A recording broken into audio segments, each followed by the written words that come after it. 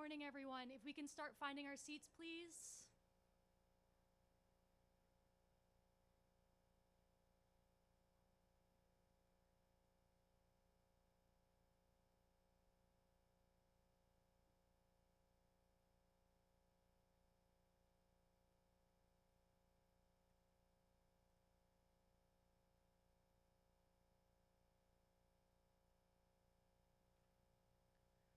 All right, as people are finding their seats, I just want to say good morning. Thank you all for coming to the 2026 deliberative session for the Governor Wentworth Regional School District.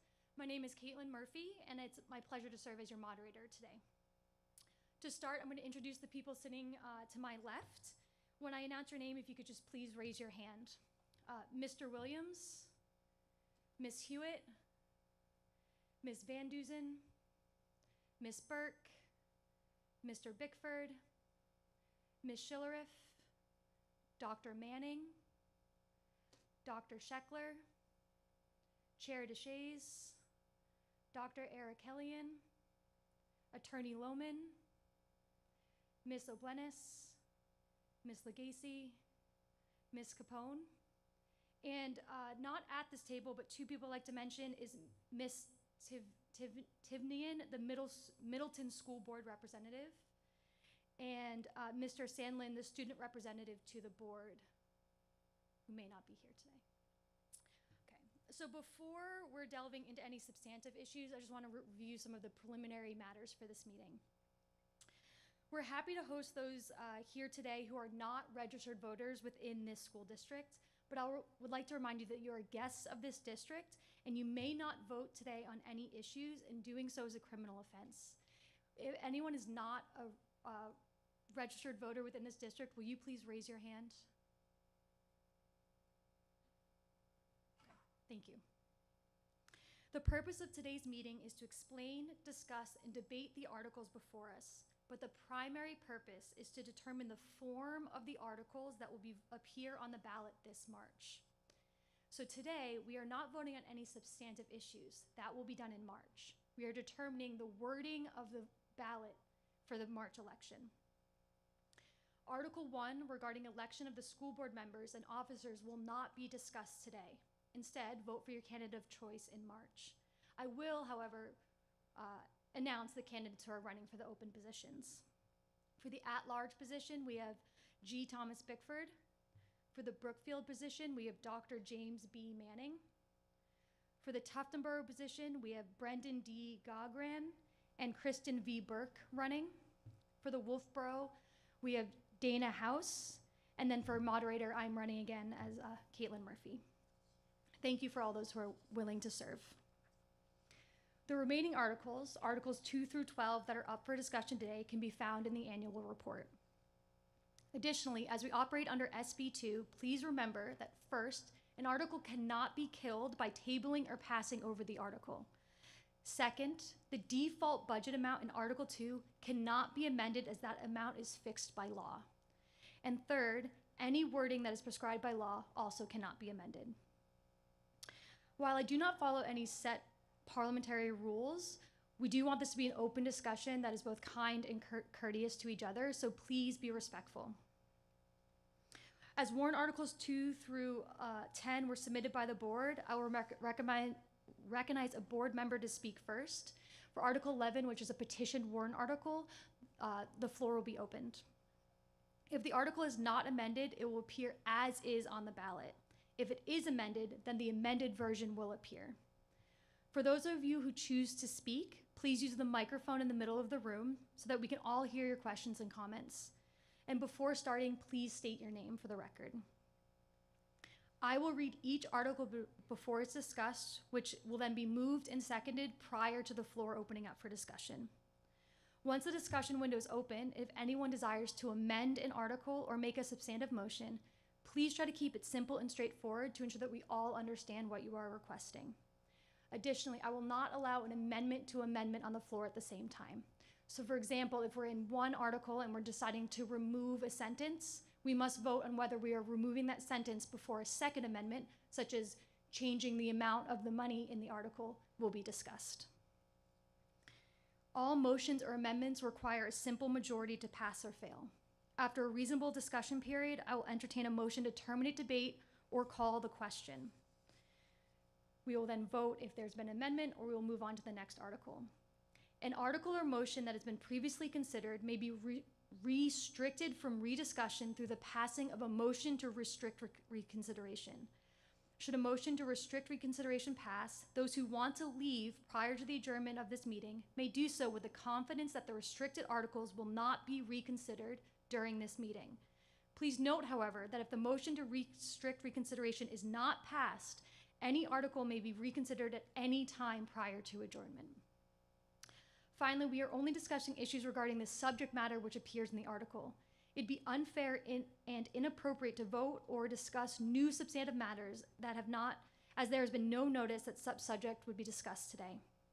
I would now like to introduce the chair of the school board, Brody DeShays, to deliver the state of the schools report.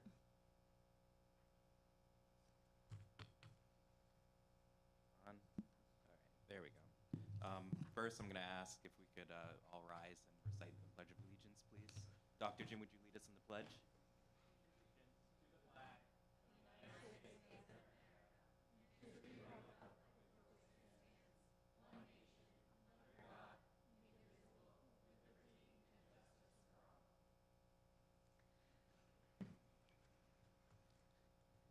Thank you, and thank you again for recognizing me, Madam Moderator. Good morning. I'm Brody DeShays, Chair of the Governor Wentworth Regional School District School Board. I want to welcome you all here today and thank you for joining us for our annual deliberative session. The presentation this morning will include a review of the state of our schools, the rationale for each article on the warrant, and the district's proposed budget for fiscal year 2027. At this time, I'd like to begin with the state of the schools, sharing some highlights from each of our principals over the past year. Kingswood Regional High School offers students a wide range of academic, co-curricular, and post-secondary preparatory opportunities. By taking advantage of these offerings, students lay the groundwork for a successful and meaningful high school experience. At the heart of our work are our students. We truly value them as they are the core of who we are and what we strive to be. Our students demonstrate leadership, compassion, and a strong sense of civic responsibility through organizations such as Student Council and Knights Against Hunger.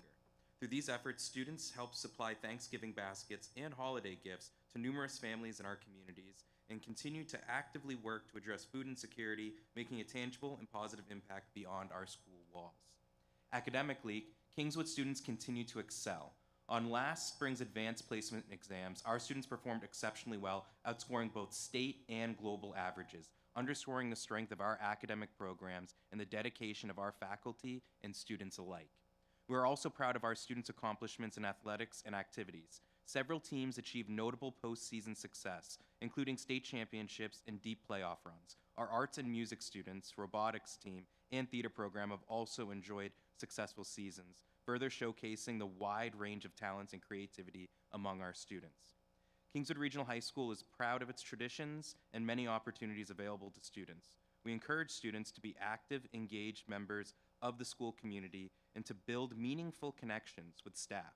Our goal is for each student's time at Kingswood to be rewarding, enriching, and a strong launch point for their future. The Lakes Region Technology Center leads by creating a learning environment that develops the skills students need to fulfill their career goals. Through intentional student-centered planning, we partner with regional schools, higher education, and the business community to create clear pathways that provide authentic, hands-on work experiences aligned to the demands of ever-changing global economy. Our students regularly travel to compete in state and national skills competitions, showcasing their technical expertise, professionalism, and readiness for post-secondary education and careers. In addition, the Lakes Region Technology Center is proud to have launched the state's first marine technology program, expanding opportunities for students to pursue innovative, high-demand career pathways connected to our regional and state workforce needs. We are grateful to the communities and partners who support this work and make these opportunities possible for the students that we serve. Kingswood Regional Middle School. Being kind, respectful, motivated, and safe is at the center of all that is done at the Kingswood Regional Middle School. We believe that it's most important that our students understand and live by these values. With that being said, community service projects are an important part of the culture at the middle school, which includes kindness rocks placed in downtown Wolfboro, hand-painted snowmen, flower pots for the nursing homes, donations for the Humane Society, handmade cards for patients at Huggins Hospital, and baskets of goodies for police, EMS, and our school bus drivers. These projects help students develop a sense of social awareness and learn patience and empathy while getting to see firsthand how they can have a positive impact on their community. There continues to be enriching academic programming at KRMS to immerse students in experiences that inspire new interests and broaden skills. This programming includes STEM-based projects in science and technology, as well as strong arts and music programming to encourage self-expression, creativity, and to build confidence in career exploration opportunities. KRMS also offers diverse interscholastic athletic options, including volleyball and alpine ski racing, as pictured above, that help to foster work ethic, perseverance, and interpersonal skills. In addition, participation in advisory and team building activities help develop communication, cooperation, and problem-solving skills while building confidence and positive relationships with peers. Looking forward, there are continued efforts to increase student voice at KRMS. This helps students feel valued, improves learning, and creates a stronger school community. When students are given opportunities to share their ideas and opinions, they are more interested in school and more motivated to participate in learning and activities. Middle school students are developing their identities, and being heard helps them gain confidence. The 2025-2026 school year at Carpenter School began a bit differently than most. That's for sure. With flexibility, resilience, and a strong focus on our students. Our fall theme, Growing and Changing Together, came to life in September as students cared for monarch caterpillars and released butterflies symbolizing the changes happening across our schools. Other highlights include a walking field trip to the Wolfboro Fire Station for Fire Prevention Week, our first group of second graders moving back into the building from the modular classrooms, and a food drive supporting local families, demonstrating our students' kindness and commitment to giving back to the community. This year, we also launched Cougar Families, bringing together multi-grade groups each month to strengthen connections and foster a sense of belonging. We look ahead to early spring, when phase 1 of the construction is complete, and we will welcome the rest of our second graders back into the building, along with additional classroom spaces and the kitchen and cafeteria. It's been a phenomenal start to the 2025-2026 school year at Crescent Lake School. In the fall, we welcomed third grade students to join our awesome Otter community. Since then, we've been focused on building a sense of belonging for all who walk the halls. Throughout our 3rd through 6th grade classrooms, teachers are working hard to implement evidence-based instruction in all subjects. Students gather monthly in cross-grade level Otter families as a way to build connections across the school. Our weekly Friday celebration assemblies have become a tradition for ending the week together. This year, we've added some new events like joining Carpenter School for the Halloween parade and Thanksgiving dinner. Our winter sports program is currently in full swing with all students skiing and snowboarding at Gunstock, skating at Pop Whalen, or snowshoeing from school.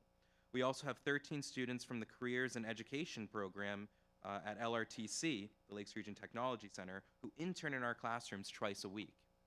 Looking ahead, we're excited for upcoming learning opportunities like the 3rd grade Wax Museum, the 4th grade Sail on the Gondola, the 5th grade Walking the Freedom Trail, and the 6th grade Invention Convention, as well as school-wide events like our Fun Run and Field Day. Whether students are in the classroom or participating in band, chorus, student council, or on the robotics team, unicycle team, drama club, or other after-school activity, CLS students are always following the Otter way of being ready, respectful, and resilient. No matter where Effingham Elementary School students are, the core values of responsibility, kindness, growth, integrity, and belonging are with us. While working in Tiger teams, all school morning meetings, reading groups, and with community members, EES students give each moment their all. Highlights from our year include a visit from the UNH STEM mobile group celebrating Pete the Cat and learning new instruments. Our playground was gifted a fleet of sleds from the Effingham Elementary PTO, thank you, so to be on the lookout for the official sledding team of the future. In each and every environment, ES students and staff are learning together, striving to bring their best selves and demonstrating our core values. At Ossipee Central School, we have a great start to our 2025-26 school year. Students have been engaged in hands-on activities, robust learning opportunities, technology integration, engaging field trips, and positive school-wide assemblies. In October, our students in grades K through 3 visited the Center Ossipee Fire Department to learn about fire safety and appreciate our community helpers. All of OCS enjoyed the annual Halloween parade, with community members lining Main Street to wave to students as they passed by with their creative costumes on. Our 6th graders enjoyed a field trip to Nature's Classroom.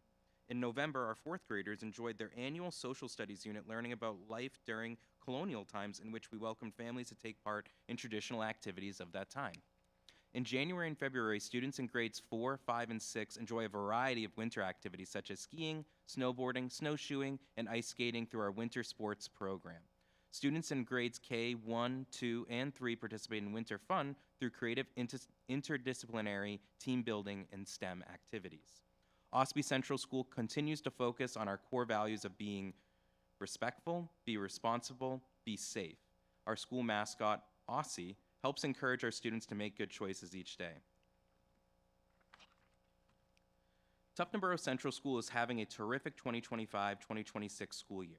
Staff and students have been excited to welcome the highest number of family volunteers into school than has been seen in many years. Family and community members join TCS for school events such as Community Thanksgiving Dinner and the Halloween Trick-or-Treating hallway, while also helping to run classroom activities, read to students, and more.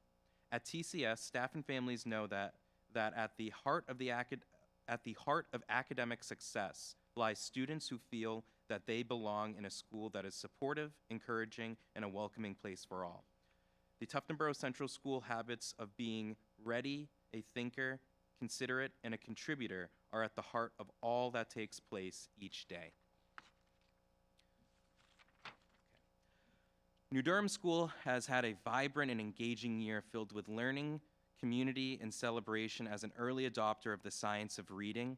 The school was recognized last spring with a visit from WMUR News 9, highlighting the important instructional work taking place in our classrooms. Throughout the year, students and families enjoyed many memorable events, including spring and winter concerts, our annual Halloween parade, winter sports and winter fun day, field day, and the popular summer camp invention program. Weekly Friday celebrations continue to be a favorite tradition, building community and recognizing student accomplishments. Our active PTO in New Durham has played a tremendous role in enriching school life by sponsoring events such as Penny Wars, Family Fun Night, the Spaghetti Dinner, and Arts Night, and the Fun Run. Students also benefited from meaningful partnerships and enrichment opportunities, including work with the town historian, our community Thanksgiving dinner, visits from the CLS One-Wheeled Wonders, and a residency with the New Hampshire Dance Institute. After school clubs such as crafting, chess, newspaper, unicycle, and robotics have provided students with opportunities to explore interests, build skills, and connect with peers.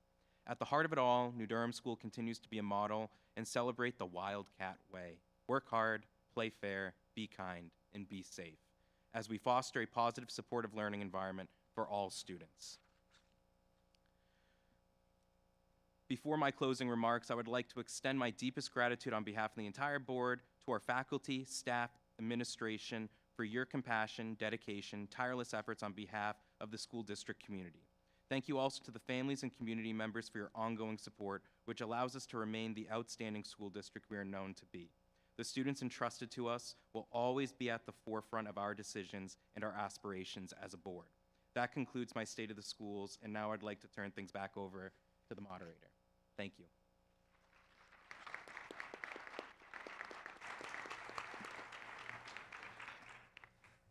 Now we will start the discussion of our substantive issues, and so I will start by reading Article 2.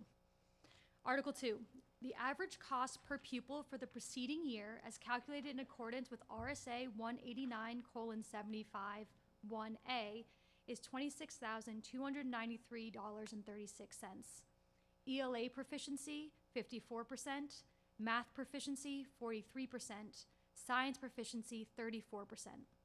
Shall the Governor Wentworth Regional School District raise and appropriate as an operating budget, not including appropriations by special warrant articles and other appropriations voted separately, the amount set forth on the budget posted with the warrant, or as amended by vote of the first session for the purposes set forth therein, totaling $70,555,952. Should this article be defeated, the default budget shall be $70,792,454, which is the same as last year, with certain adjustments required by previous actions of the Governor Wentworth Regional School District or by law. Or the governing body may hold one special meeting in accordance with RSA 40:13, 10, and 16 to take up the issue of a revised operating budget only.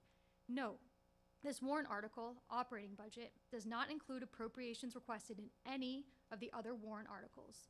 The school board recommends this appropriation 9-0 to 0. A majority vote is required. This has been moved by Chair DeShays. May I have a second? Second. Thank you. And I'll turn this over to Chair DeShays. Thank you again, Madam Moderator, and thank you to the legislative body for letting me speak. Budget process. Okay.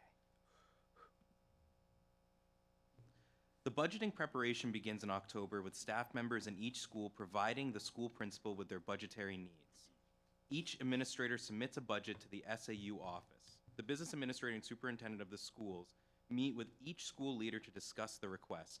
If there is a large increase in an individual budget, unless there is a special circumstance or a very well justified rationale, the administrator is asked to review the budget and reduce it while keeping priorities intact.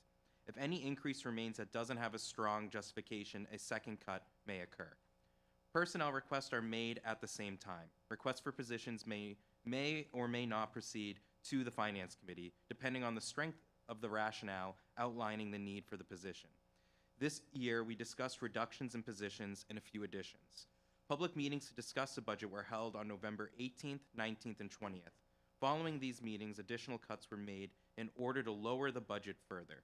There were two additional opportunities to hear about the budget. The first opportunity was at the December 8th school board meeting where the preliminary budget was presented and we had a hearing. The second opportunity was January 5th at the school board meeting when the budget was adopted, where we also had a hearing. Looking at our year-over-year enrollment, we see a relatively stable overall picture with some notable shifts at individual schools. Our total district enrollment last year was 2,076 students, and this year we are at 2,060, reflecting a net decrease of 16 students across the entire district. Several schools experienced increases. Carpenter grew from 183 to 191 students, and Effingham increased from 120 to 125.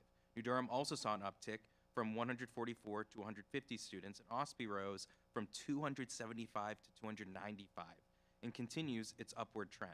Tuftonboro had a similar pattern, increasing from 99 to 110 students. On the other hand, Crescent Lake experienced a decline, dropping from 181 to 145 students, as a large 6th grade class moved on to the middle school.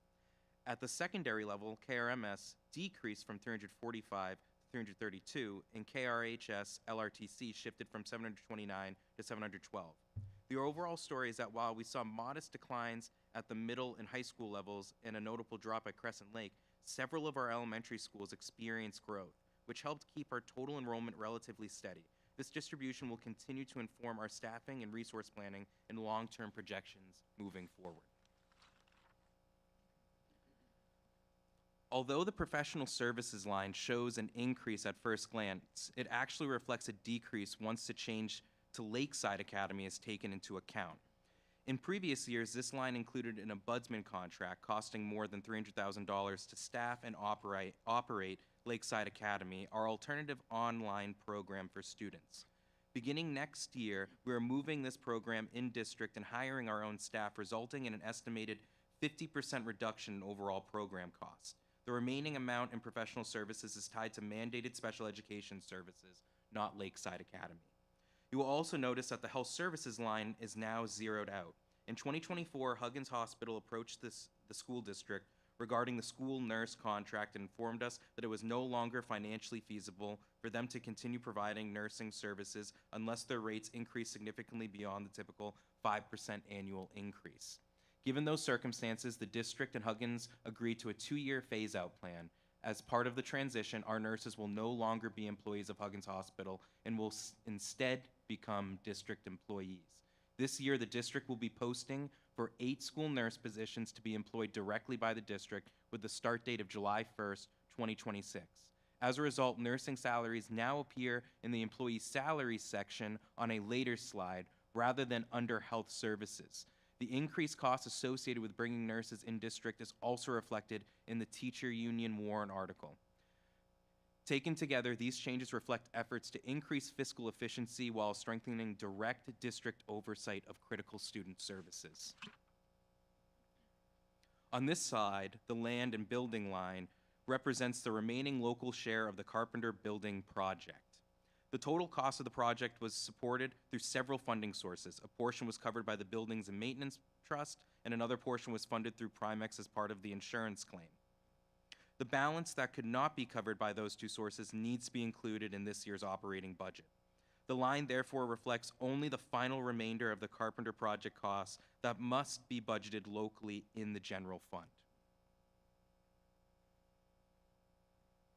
This slide reflects the wages and benefits for all district employees, including the administration, teachers, support staff, and importantly for this year, our school nurses, who will now be district employees rather than employees of Huggins Hospital. As noted earlier, the additional cost associated with bringing nurses in-house is not fully absorbed within this operating line. The overage compared to previous budgets is included in the teacher contract warrant article, which you will see later in the presentation. Any proposed teacher salary adjustments or raises for next year are also contained within that warrant article and will be explained in detail at that time. This slide also includes new proposed staff positions, which will be outlined and explained in the next slide. This slide summarizes the staffing adjustments proposed for next year, both additions and reductions based on enrollment trends, program changes, and operational needs. We're requesting the addition of a maintenance technician, a position the board approved last year but was unable to implement due to the default budget. Our current maintenance team is stretched extremely thin, and this role is critical to ensuring timely repairs and preventative maintenance across all buildings. In the SAU office, we're proposing a finance manager to support growing financial and grant management responsibilities. To help offset this cost, we are reducing an SAU administrative assistant position. This structure ensures we meet financial oversight needs while remaining fiscally responsible. At the high school, we'll reduce one math teaching position after a full review of class sizes and course offerings. The math department is the only area where a reduction can occur without impacting programming costs for students at the high school. To bring Lakeside Academy, now Kingswood Academy, into the district, we're adding one special education teacher and one paraprofessional. These positions allow us to operate the program in-house, reduce reliance on outside vendors, and strengthen services for all students. At New Durham School, we are reducing one classroom teacher due to enrollment shifts while maintaining 2 kindergarten teachers to support early learning needs. At Ossipee Central School, we're proposing to decrease the budget by 3 vacant full-time paraprofessional positions. These roles have remained unfilled for a long period of time, even with the new union contract, so eliminating them is a reasonable adjustment. This reduction helps us preserve teaching positions, which the enrollment data supports. Several positions included this year were approved by the board previously, but were not able to move forward. This includes the Special Education Administrative Assistant at KRMS, which ensures stability for the department with large caseload, and the expansion of a DPT roles in Tuftonboro and Effingham from 70% to full-time positions to meet special education case management needs. In addition, we are proposing to add a preschool DPT to support early intervention and ensure compliance with mandated services. Finally, although not displayed on this slide, we will also be recommending a student wellness coordinator through a warrant article. As the district transitions away from the Huggins Hospital nursing contract, this role will support mental health and wellness across all schools and align directly with our strategic plan. Over the past several years, we have retired bonds for Ossipee, Effingham, and New Durham schools. Our principal or debt from the Kingswood complex continues to decrease each year, Each year, the interest increases as the principal decreases because we receive less state building aid with a reduction in the principal. This slide summarizes all proposed warrant articles for the upcoming budget cycle. I'll walk through each one briefly, beginning with the items that require voter approval for funding, and then those funded through unreserved fund balance, or money that's unspent at the end of the fiscal year. Governor Wentworth Education Association Teachers Contract. The first warrant article is the newly negotiated teachers contract. This agreement includes a 4% wage adjustment in each year of the 3-year contract. The amount shown here reflects only the cost of year 1, which is what voters are asked to approve. This increase also incorporates the shift of nursing staff into the district, as discussed earlier in the presentation, and Dr. Beth Scheckler will speak to this article later in the presentation. Building and maintenance warrant article, a $200,000 appropriation. This article requests $200,000 for the Building and Maintenance Fund, which supports ongoing and annual maintenance needs across all district facilities. We rely on this funding every year to ensure our buildings remain safe, operational, and well-maintained, and I'll be speaking to this one later in the presentation. Trust funds supported by unreserved fund balance. We have several trust funds that were depleted this year and need to be replenished. These warrant articles do not raise new taxes. They simply allow us to use the unreserved fund balance to restore the Special Education Trust Fund, fully depleted this year, and Daniel Van Dusen will speak to this article later in the presentation. The Buildings and Maintenance Capital Reserve, used heavily for the Carpenter Project. Nate Williams will speak to this article. And the Health Insurance Trust, which I believe I'm speaking to that one. I'll be speaking to that one later. Again, these articles are funded through existing year-end balances and not new appropriations. 4, the Student Wellness Coordinator. This is a standalone warrant article requesting funding for the new Student Wellness Coordinator position. This role is a key component of the district's strategic plan and supports mental health and wellness across all schools, especially as we transition away from the Huggins nursing contract, and Kirsten Burke will speak more to this article later. Free meals funding. Another article seeks to continue the free meals initiative that began this year. This allows us to ensure all students have access to meals without cost barriers, supporting both equity and well-being. Mary Shilriff will speak to this article. And lastly, request from the district. We are not requesting this year additional funds for the turf replacement capital reserve. The account currently has a balance of about $170,000 following last year's turf replacement. Beautiful new field. Given the timing and more pressing priorities, we are pausing contributions for this budget cycle. These warrant articles together balance contractual obligations, facility needs, student wellness, and financial responsibility, while ensuring long-term sustainability for district operations. There is a petition warrant article which has been added to the warrant as well, which I assume someone will speak to or present, and there'll probably be an amendment to that article. So if you want to hang around, we'll be here. So. Revenue. This slide provides an overview of the district's major revenue sources and how they support our operations. Understanding these revenues is essential as they directly influence the amount needed to be raised through local taxation. New Hampshire school districts rely on a combination of state aid, federal funding, and local revenue, each contributing the overall financial picture. We know the vast majority is through local property taxes. State aid remains our largest external funding source. Core components including adequacy aid, which establishes the baseline per pupil funding for essential education services, building aid, which assists the school construction and renovation projects, and vocational aid, which supports programs at Lakes Region Technology Center. We also receive special education aid to help offset the cost of high needs services, and children nutrition aid, which helps sustain our meals programs. Federal revenue plays an important supplemental role. Medicaid reimbursement covers costs for health-related services required as part of special education plans, reducing the local burden of these mandated supports. Local revenue includes school lunch sales, tuition from out-of-district students, and various smaller sources that help support day-to-day operations. On this slide, you can see the difference between budget 2025 and actual 2025.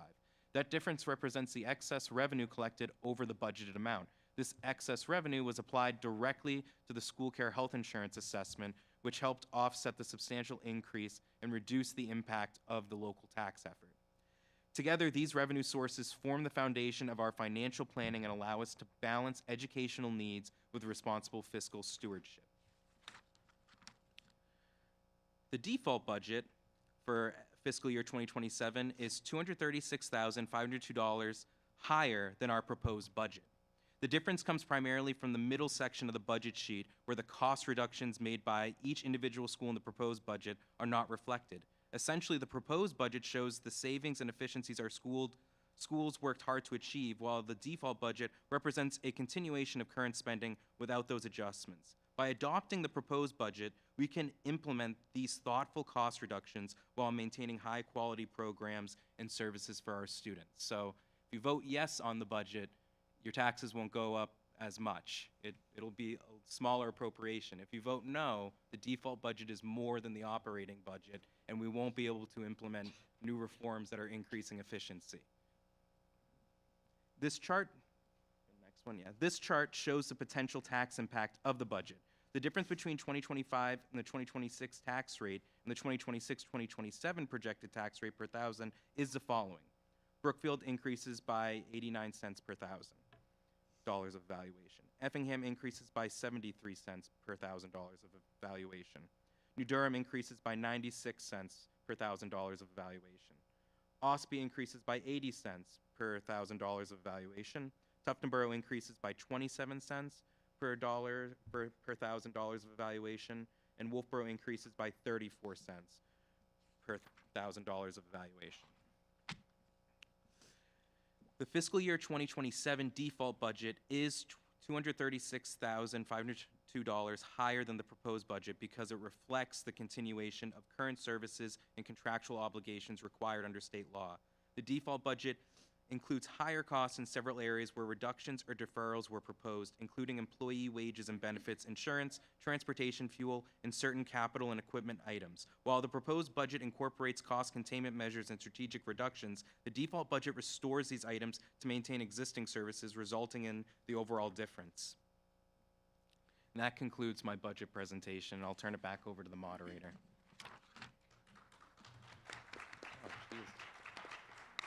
Oh, yeah, here you go. Thank you, Chair Deshays. This opens the floor for comments, questions, discussions, amendments. Yes, sir?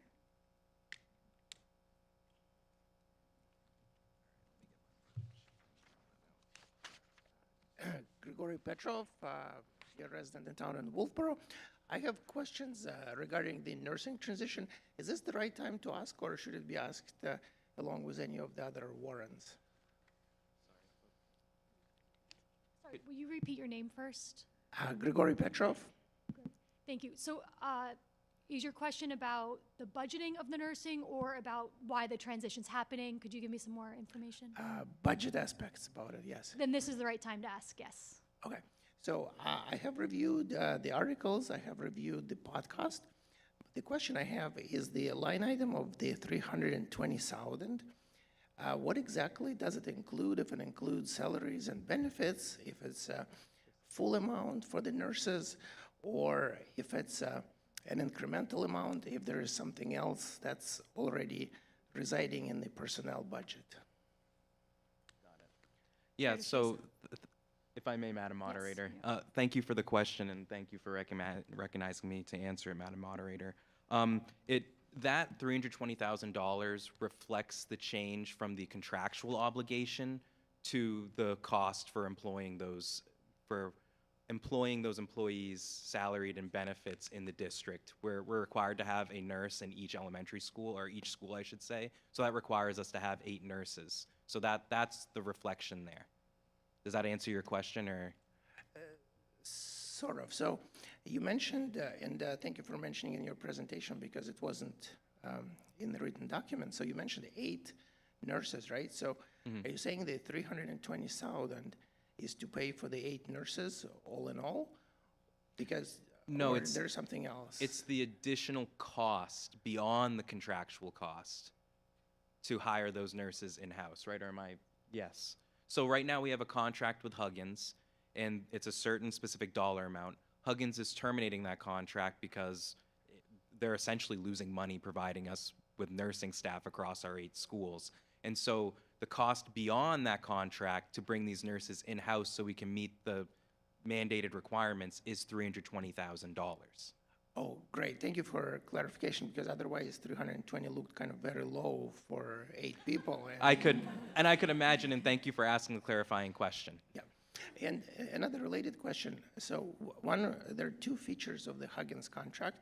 There is a nursing manager that is responsible for hiring and managing the nurses at the individual school at Huggins. And then whenever there's a need, like a nurse is absent, Huggins provides through the per diem nurses coverage to make sure that there's always a nurse every day at each school.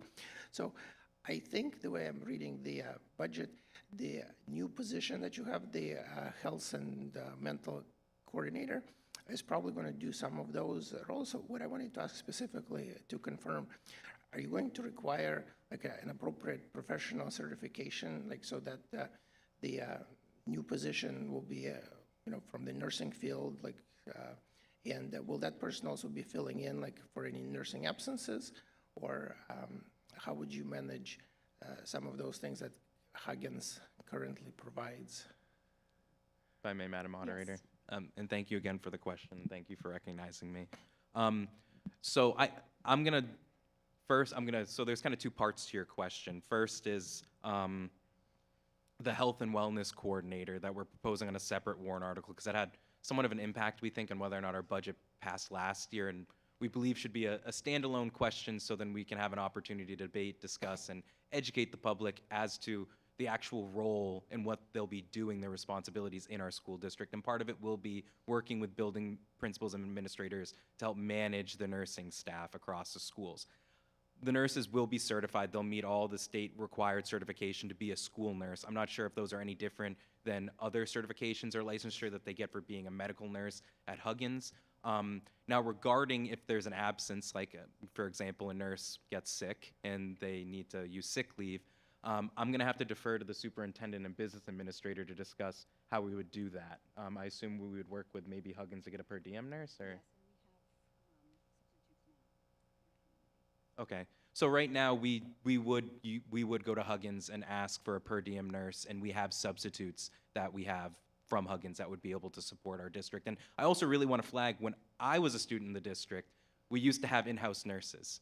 So we're actually and they ended up contracting with Huggins because it was more effective and efficient at that time, and we phased out nurses who were existing under the previous collective bargaining agreements, and it saved money. Now it's the inverse. It costs more for us to get these contracted services. Bringing it in-house will save us money, and has honestly been historically how it's been done in the district, except for over the last 10 to 15 years about. Okay. Thank you. That answers my questions. That all clarifies. Thank you very much. All makes sense. Great, thank you. Any other questions, comments?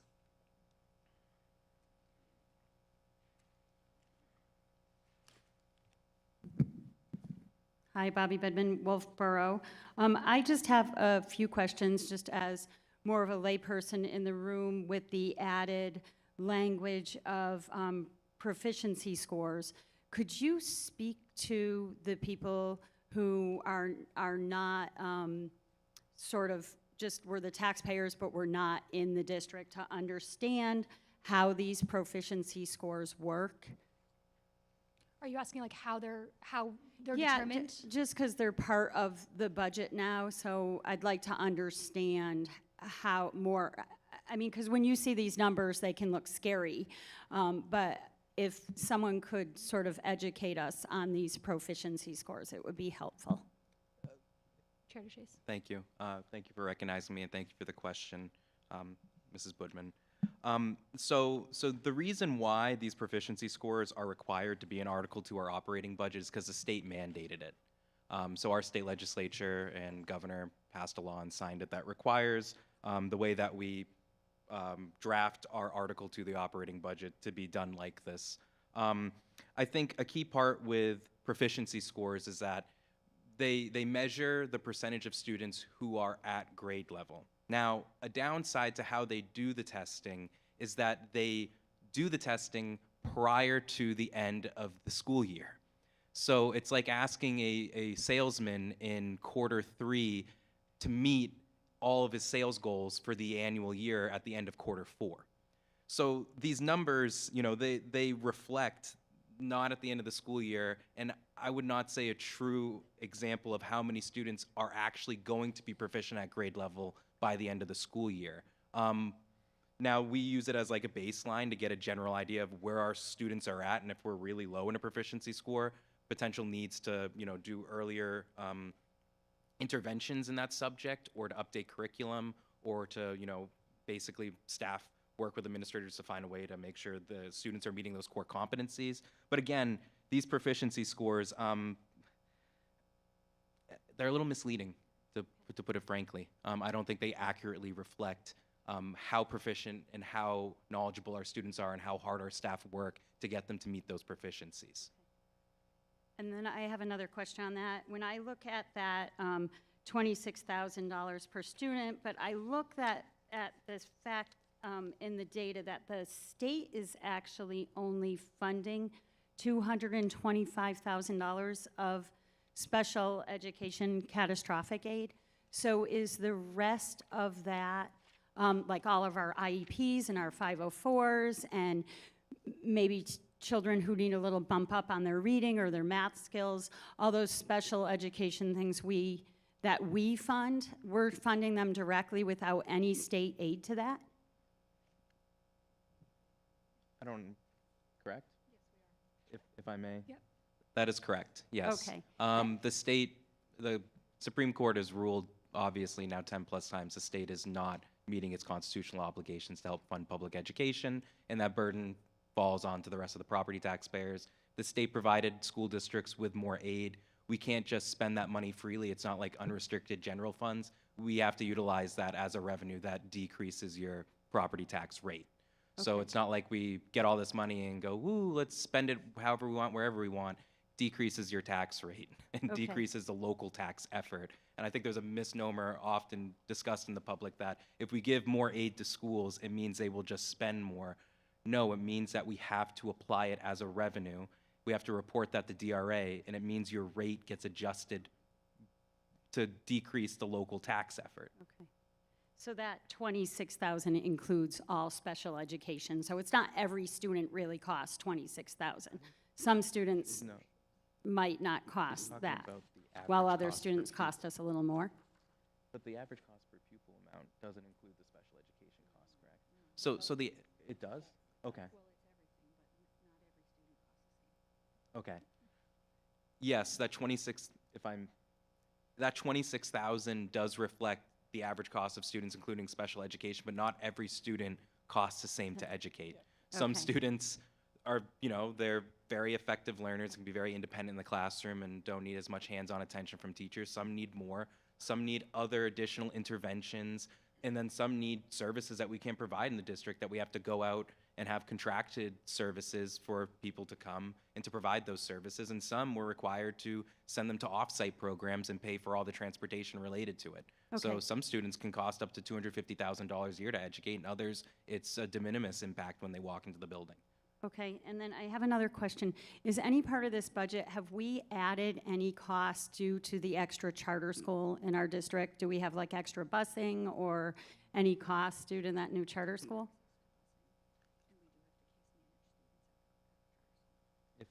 If I may. Yes. Thank you.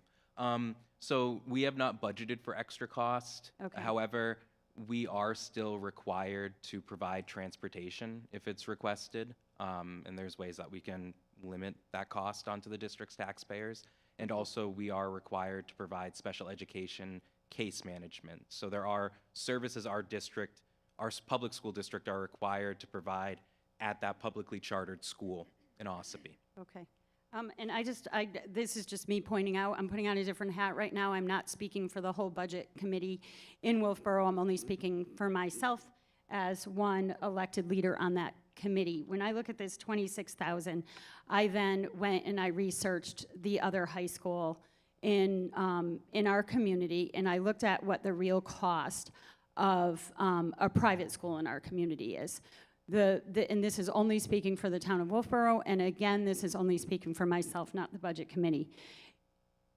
as taxpayers in Wolfboro, we give about a $50 million tax abatement to a nonprofit school, to a private school. Now, that private school is doing really well. They have an endowment. This isn't an attack on a private school. I just want the taxpayers to understand the difference in cost of this $26,000 number versus what the Wolfboro taxpayers are paying. With that $50 million abatement we give the school, when we look at the amount of children who go to Brewster Academy, who are our local children, we are paying more money than that when we look at the abatement and we look at now the vouchers for those local children. So when I look at this number and I know now that special education and everything else is in there, and then I look at the fact that on my tax bill, I'm paying a higher rate for a child to go to a private school, this number does not look as scary to me. Thank you. Thank you. If I may.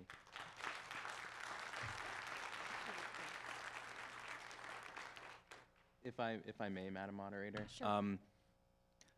I think a huge thing about our school district and any public school district is we do not get to choose who our students are.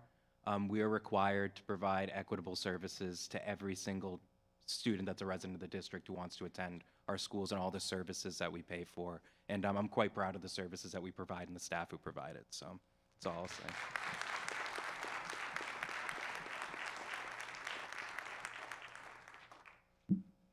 Good morning. My name's Kathy Orlowitz. I'm from the town of New Durham. I'd like to understand more of the nurses and the support staff that will come with them to our district. Will they automatically become enrolled in the teachers' contracts and all of that? They all automatically become memberships of that, so they will be subjected or entitled to the increases that are proposed now through the teachers' contracts as well? Thank you. And thank you for the question. Yes, that's correct. So some of that cost is in the operating budget, but there are additional costs, and we'll be discussing that later, that have to be included as required by state law because they'll be part of that bargaining unit. Okay. So those costs, and we will discuss that. That will be a first-year one-time adjustment, which makes the first-year appropriation for Article 3, the teachers' union contract, seem a little larger than it truly is. And I'm sure there'll be plenty of staff members here who really want that article to pass who will speak to that and make sure that that's quite clear over the next few months and everyone understands. May I have a follow-up? Yes. Thank you. So in the future, though, when we see the contractual elements that you support in the proposals that you present to us, that will also include the nurses and all of that in that each and every time we see that? Thank you, Madam. Yeah. If I understand your question correctly, yes. The nurses' pay and step increases will align with what's negotiated in the collective bargaining agreement. Thank you.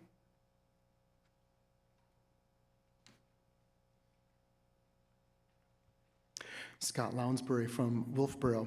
Thank you all for the work that you do.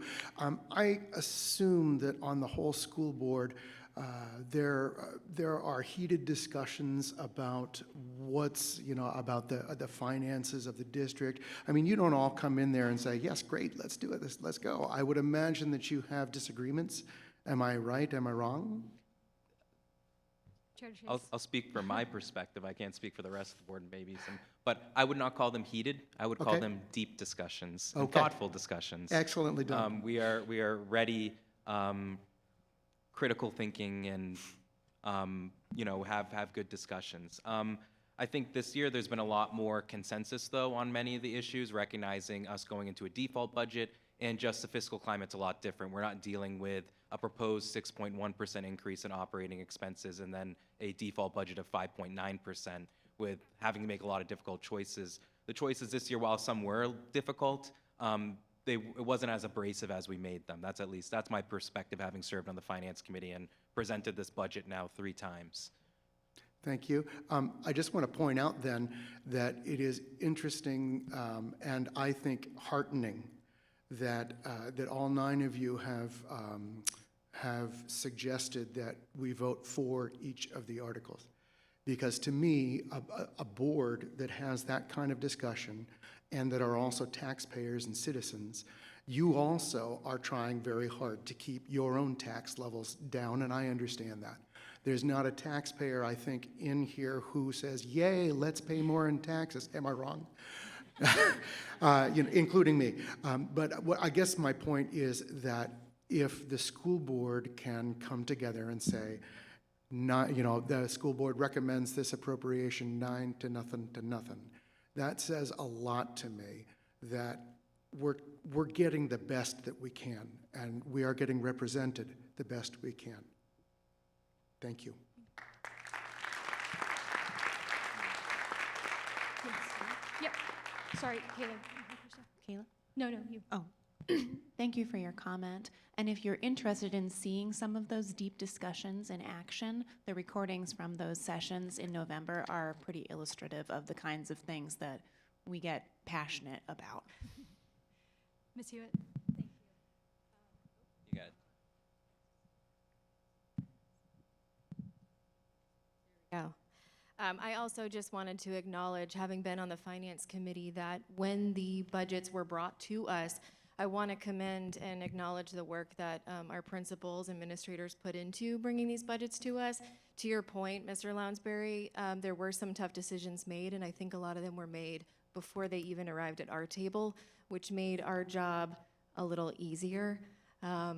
And so I do feel the burden of those tough decisions has been on our staff. So I just want to extend gratitude for them and for working really hard. I personally was very impressed at the numbers when they came in, and this having been my only time really having been involved this detailed at everything they have done. So thank you to your point, and also to shift some gratitude as well and acknowledge what was brought to us. I think Mr. Williams had something. I was just going to say what Caleb was going to say, because the administrators did a really good job bringing responsible budgets to the committees. So the takeaway is that we are getting the best that we can at this time. Thank you.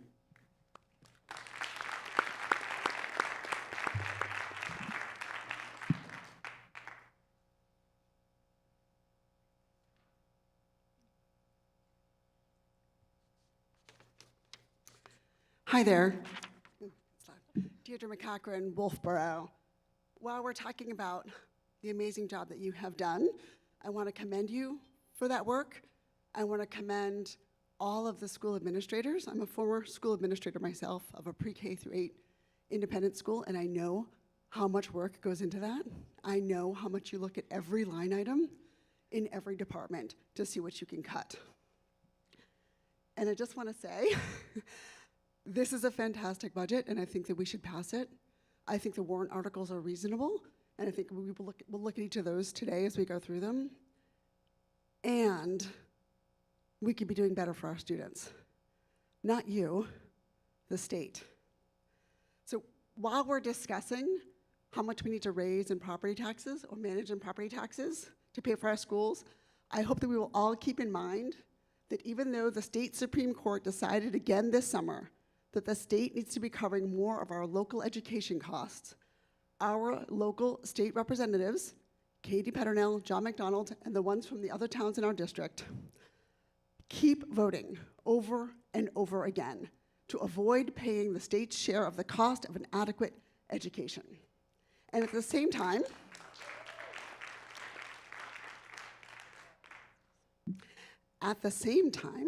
they're making the problem worse by diverting these meager state funds that should be coming into this district to support these kids and these teachers and these administrators, by diverting money into the education freedom accounts and cutting state revenues that could be put into the education trust fund, and reduce our taxes by increasing taxes on large corporations and the very wealthy.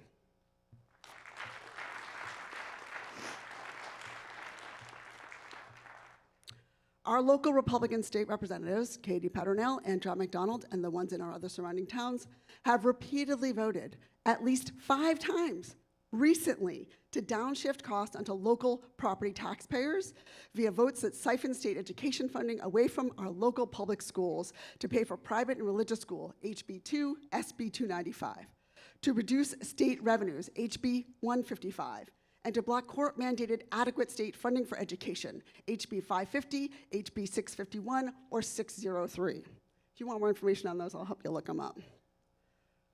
We could be here today working with $6 million more in base adequacy and differentiated aid for our district if our representation had voted for it. Let that sink in for a minute. $6 million. Imagine what this meeting would be like if we had that to spend. In addition, if Rep. Peternell and McDonald and their counterparts hadn't voted for recent voter expansions to send kids to private schools, we'd have another $675,000 across the entire school district in more state funding this year alone. Wolfboro alone, by the way, just taking Wolfboro, received the third highest percentage of voters per capita in the state. This is money that we wouldn't need to fund locally. Think about that. One last note. Rep. Peternell and Rep. McDonald and the Republican counterparts in our district also just rejected, in January, a bill to study options to lower property taxes, HB 491. They would not even vote to form a legislative committee to study alternative funding methods for public education and how to reduce its reliance on local real estate property taxes. They're not even willing to study it and look into it to see if there's options. Since our state representatives are failing to support our public education in this district, it is all the more imperative that we support you up there doing all this hard work and all of the leaders in this district. We can't rely on our state representatives right now. We can only rely on this community to take care of our students and to pass this budget and these warrant articles today. Representatives Peternell and McDonald's votes in Concord are not supporting this community. They're driving up our local property taxes, and they're downshifting what should be state education costs onto us, all of us, local property owners. It's not right, and it's not representing us. Thank you.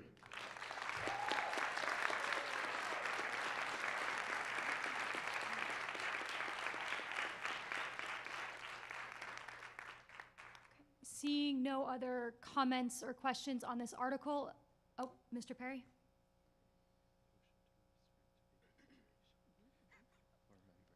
Ken Perry, Wolfboro. I'd just like to add to that, when Congress established the Special Education Acts during the 70s, they promised that 40% of that would be paid for by the federal government. As far as I know, they've never met that 40% level that they set in the legislation.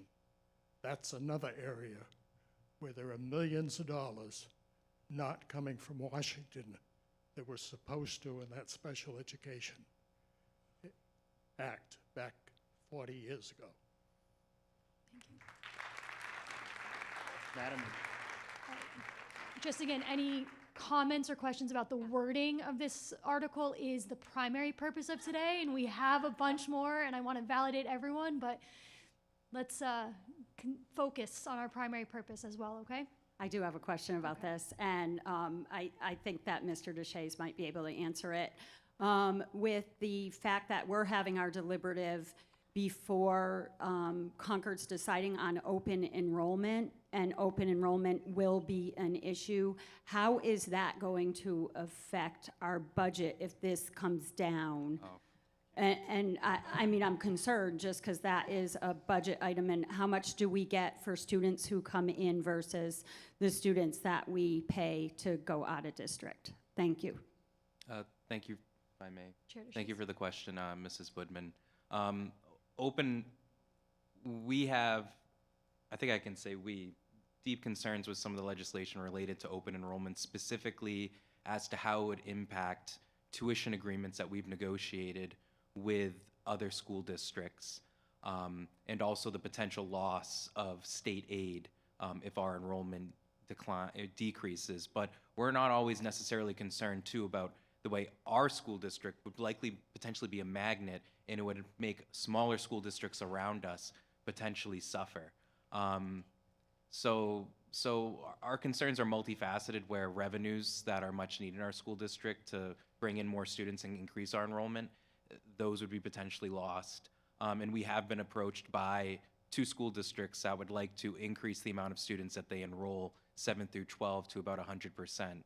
And we'll be having discussions with those boards. But, you know, Governor Wentworth is a very, very desirable place to send students to school. However, there needs to be actual negotiations between the governing bodies of those school districts to determine what is a fair and equitable tuition agreement or area agreement. And frankly, some of the decisions from the State Board of Education aren't in line with existing case law and how state law has been interpreted historically, which is impacting school districts negatively. And laws like those being proposed on open enrollment are only going to hurt our school district and others around us in public education generally, and frankly, drive up your property taxes. So it will be another, if that does become law, it will be another additional stressor when we're going over the next budget, and presumably, hopefully, this budget passes. So when we're going over the next budget, something we'll have to be considering, and having to have a special tuition line for students who are choosing to go to other school districts, or a new revenue line for students who are coming to our school district, but then we're not getting fully compensated for the cost of those students. So I hope that answers your question. Yes, sir.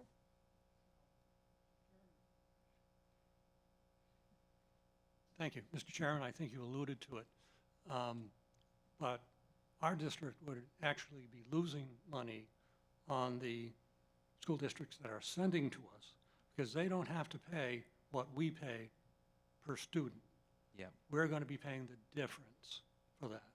So please think about that. That is going to be more money on your property tax dollars.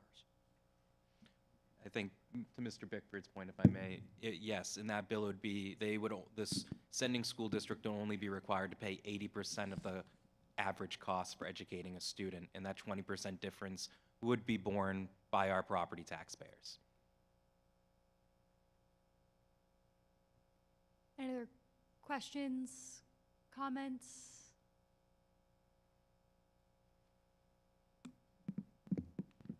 Hi, Karen Burnett-Curie, Wolfboro. In going back to, well, first of all, going to the open enrollment question, the open enrollment involves any student meaning depending upon the services they need, any student. Correct. So the difference between the cost, which was pointed out earlier, the cost of all students is not equal. The cost of a student that could be coming into the district could be substantially greater than the average cost. So thank you for the comment or question. I'll point out. I'm asking that as a question, I'm sorry. If I may, madam, the sending school district would still need to pay for special education services and I'm pretty sure transportation. I haven't reviewed the bill recently though, but that is my understanding. I also do want to flag that while open enrollment is a significant concern to those who are very supportive of public education and is tangential to cost in the district, it's not really related to Article 2, the operating budget today. Because it doesn't exist, you mean? Yeah, we're not budgeting for that. It could potentially be a topic at the next year's deliberative session. So I just want to flag that. So there's no way we can predict whether or not Concord will pass that bill, and we're not budgeting for anything related to that today. Okay. So my original question was related to the proficiency again that was mandated to be put in here.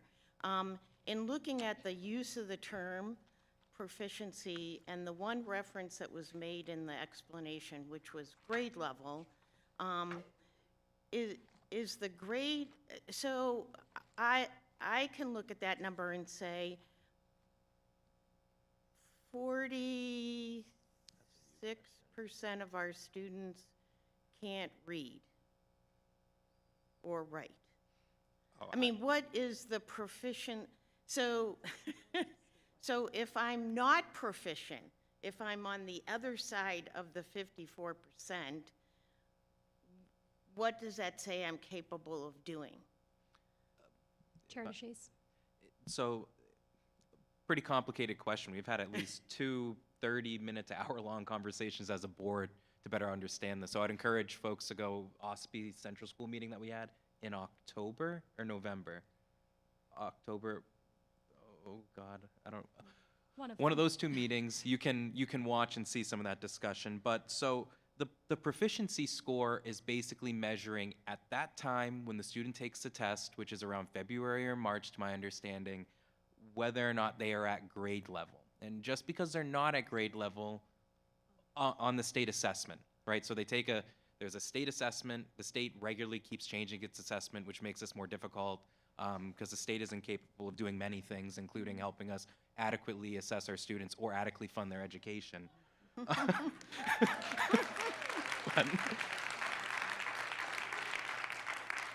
I can't say a lie.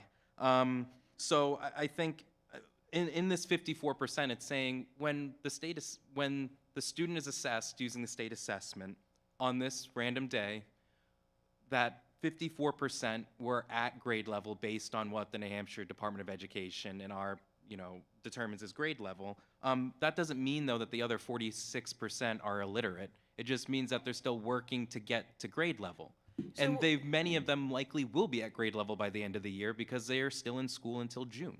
So in actuality, it means that 54% are ahead of grade level because they've reached grade level before the end of the year. That's right. That's correct. That's exactly what it means. Thank you. So, All right, seeing no additional comments, concerns, or discussions, this wording of Article 2 will stand as is on the ballot in March. motion to restrict reconsideration. Okay, seconded. All in favor, say aye. Aye. All against, say nay. Article 2 has been restricted from consideration. All right, we're not going back, All right. going forward. Now we're to Article 3. To see if the Governor Wentworth Regional School District will vote to approve the cost items included in the collective bargaining agreement reached between the Governor Wentworth Regional School District and the Governor Wentworth Education Association, which calls for the following increases in salaries and benefits at the current staffing levels. For fiscal year 2027, an estimated increase of $1,682,872. For the fiscal year of 2028, an estimated increase of $1,305,411. For fiscal year 2029, an estimated increase of $1,355,875. And further, to raise and appropriate $1,682,872 for the 2026 to 2027 fiscal year, such sum representing the additional costs attributable to the increase in salaries and benefits required by the new agreement over those that would be paid at current staffing levels. The school board recommends this appropriation 9-0 to 0. A majority vote is required. This has been moved by Dr. Scheckler. May I have a second? Second. Okay, and Dr. Scheckler? Thank you, Madam Moderator. This fall, the district engaged in negotiations for the Governor Wentworth Administrative Education Association collective bargaining agreement, which will appear as a warrant article on the upcoming ballot. The GWIA agreement applying to our teachers has been fully approved by both the board and the association.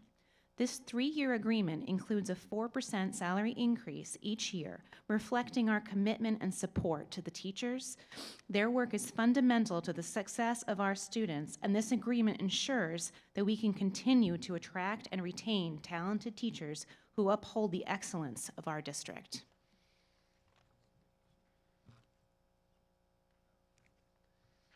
This slide outlines the detailed cost components of the newly negotiated 3-year teacher's contract. The total costs you see for each year represent the additional amount that would be added to the district budget if the contract is approved by voters. In year 1, for 2026 to 2027, $1.68 million. The first year reflects the largest increase as it includes, again, the one-time adjustments, updated stipends, and the shift of nurses into the teacher salary schedule.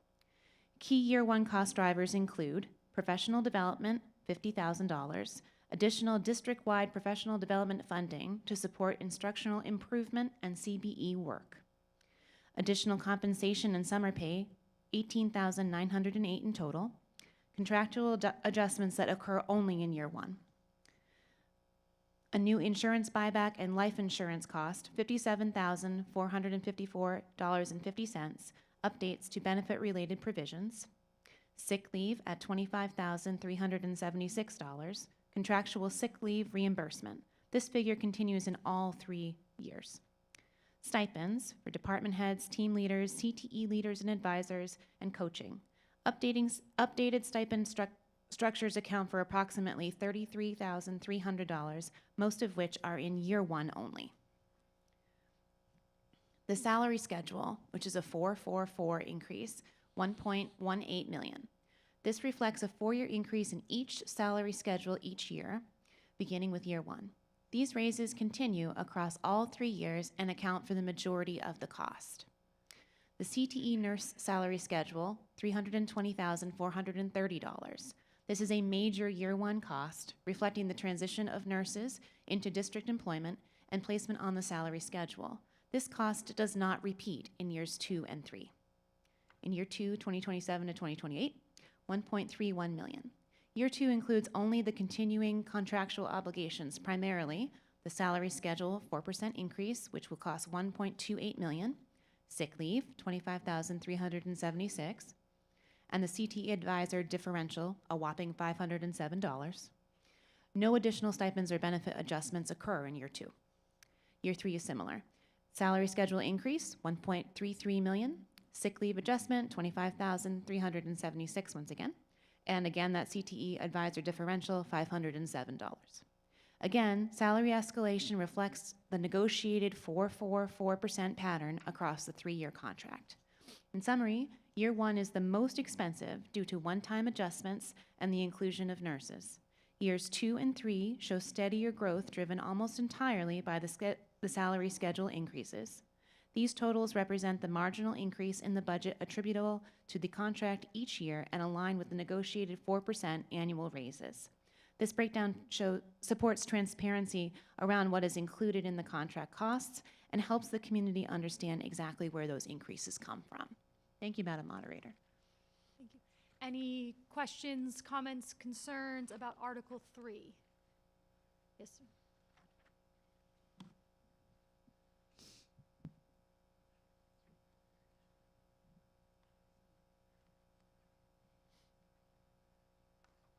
Lyriel Craycraft, New Durham. I'm wondering about the last line before the figures in this article, where it says at the current staffing levels. What does that add to the article and the understanding of the article that someone would get from it? Because when I read it, it makes me think that I don't think of the nurses as being at the current staffing levels. That confuses me. So I just want to confirm, so in the first paragraph, you're asking the last phrase, which says salaries and benefits, quote, at the current staffing levels, and you're wondering if that should be removed? Correct. I believe, If I may, Yeah, Madam sure. Moderator, so warrant articles are an estimate for a cost, and they let us know what is the bottom, what's the bottom line estimate. So this is, that clause is specific to the estimate of if this contract were approved by the voters with all the new provisions that we changed and with the new salary schedule changes, track change, et cetera, that's an estimate at the current staffing levels. However, obviously, in future years, the legislative body can appropriate additional money for new employees that might be employed under this contract. So this is an estimate based on current staffing level, but staffing level could increase and will increase with some of those nurses that are going to be hired with the approval of our operating budget. Does that make sense? may I add one thing? I just talked to Attorney Lohman, and she had told me that that phrasing is actually required by the DRA to be included in the article, and the reason it's in there is because it's saying when this goes into effect, the nurses will be our employees, and so they will be under the umbrella of at the current staffing levels. All right, that makes sense. Thank you. Yeah. Sure. Is that correct? Okay. Yes. Ms. Lee.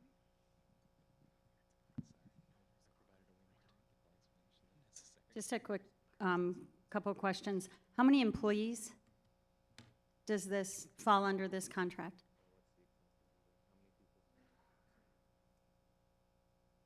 Chair DeShays. Thank you, Madam Moderator. We have about 250 professional staff that fall under this contract, and then there's other additional staff, like, for example, the nurses that will fall under. And we know Okay. there'll be at least 8 nurses, so. And then another question is, how many of the staff, I know that we used to say how many had master's degrees, and how many of these staff members have master's degrees? Do you know? Do we require a master? I don't think, but we've hired people that aren't. I'll be honest. Yeah, we used to, it's still in there? Okay, right. I'll look for it. The And- answer is it's in the annual report. All right. And then and my other question is, what is the starting salary of a new teacher in the district, please? What's the step 1? Do you guys know? You're talking, if I may, Madam Moderator. Yes. Yeah, are you talking currently, or are you talking if this contract were to be passed by the legislative body How of about voters? Both. I assume once I mention that. They're gonna, you wanna hand it to me? So this is current contract? Current contract, and this is this is the contract itself, okay. Which is, you can find this on the Department of Labor's website, or our website too, or our website. Current step 1, track 1 is starting teacher salary is $47,543. If you're in track 4, it goes up to about $54,677. So that depends on your experience and expertise, but basically between $47,000 and $55,000. That's the Okay. range. Thank you. And for the new contract, Oh, that wasn't both you gave. add 4% for the Send new to one. that. Yeah. Got it. Thanks. Seeing no other, just kidding.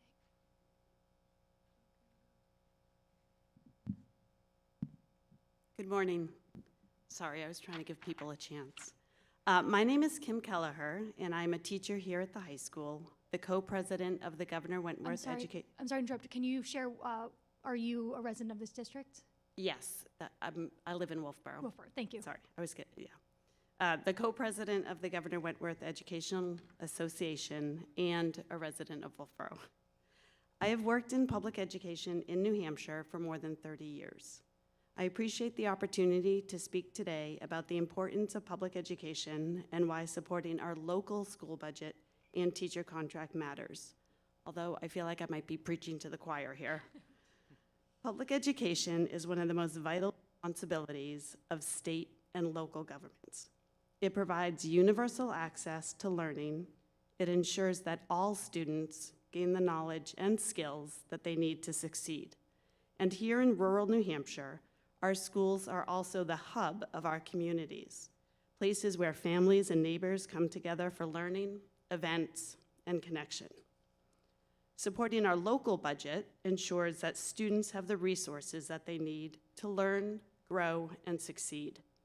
It also ensures that educators have the tools necessary to meet the diverse needs of the classroom. Equally important is supporting the fair and competitive teacher contract. As Dr. Beth said, a strong contract allows a district to attract and retain excellent educators, providing both high-quality instruction and stability for our students. By supporting the school budget, the teacher contract, we send a very clear message. Our children matter, our educators matter, and the future of our community is worth investing in. Thank you.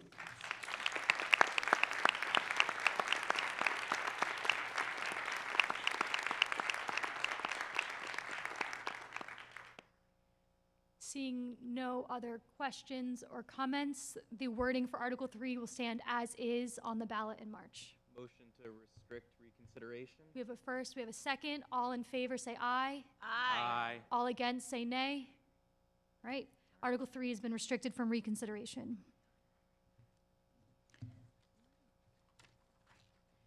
Article 4, shall the Governor Wentworth Regional School District, if Article 3 is defeated, authorize the governing body to call one special meeting at its option to address Article 3 cost items only. The school board recommends this article 9 to 0 to 0, and a majority vote is required. It's been moved by Dr. Scheckler. May I have a second? Second. Chair DeShays and Dr. Scheckler, the floor is yours. I can speak to it if you'd like. Got it. This is required by law, is it not? No. It's not? Okay. This Chair DeShays. if I may, Madam Moderator. So this is language prescribed by law. We're not required to have it, to my understanding, but it's very beneficial to have it because if the contract fails, which it won't, we're going to pass a contract.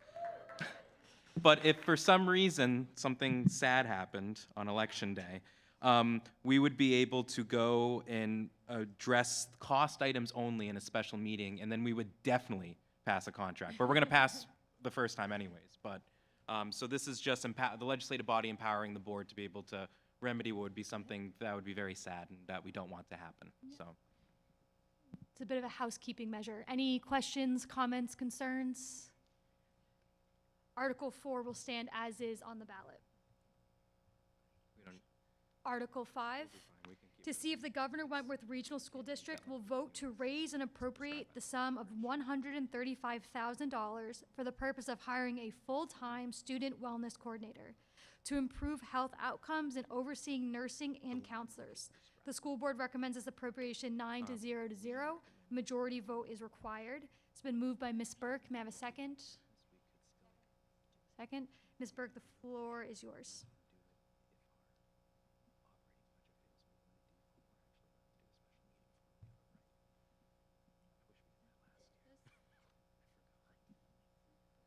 Hello? Thank you. This warrant article establishes a student wellness coordinator position with a clear focus on improving student health outcomes in order to support academic success. Research consistently shows that students who are healthier physically, mentally, and emotionally are better able to attend school, engage in learning, and succeed in the classroom.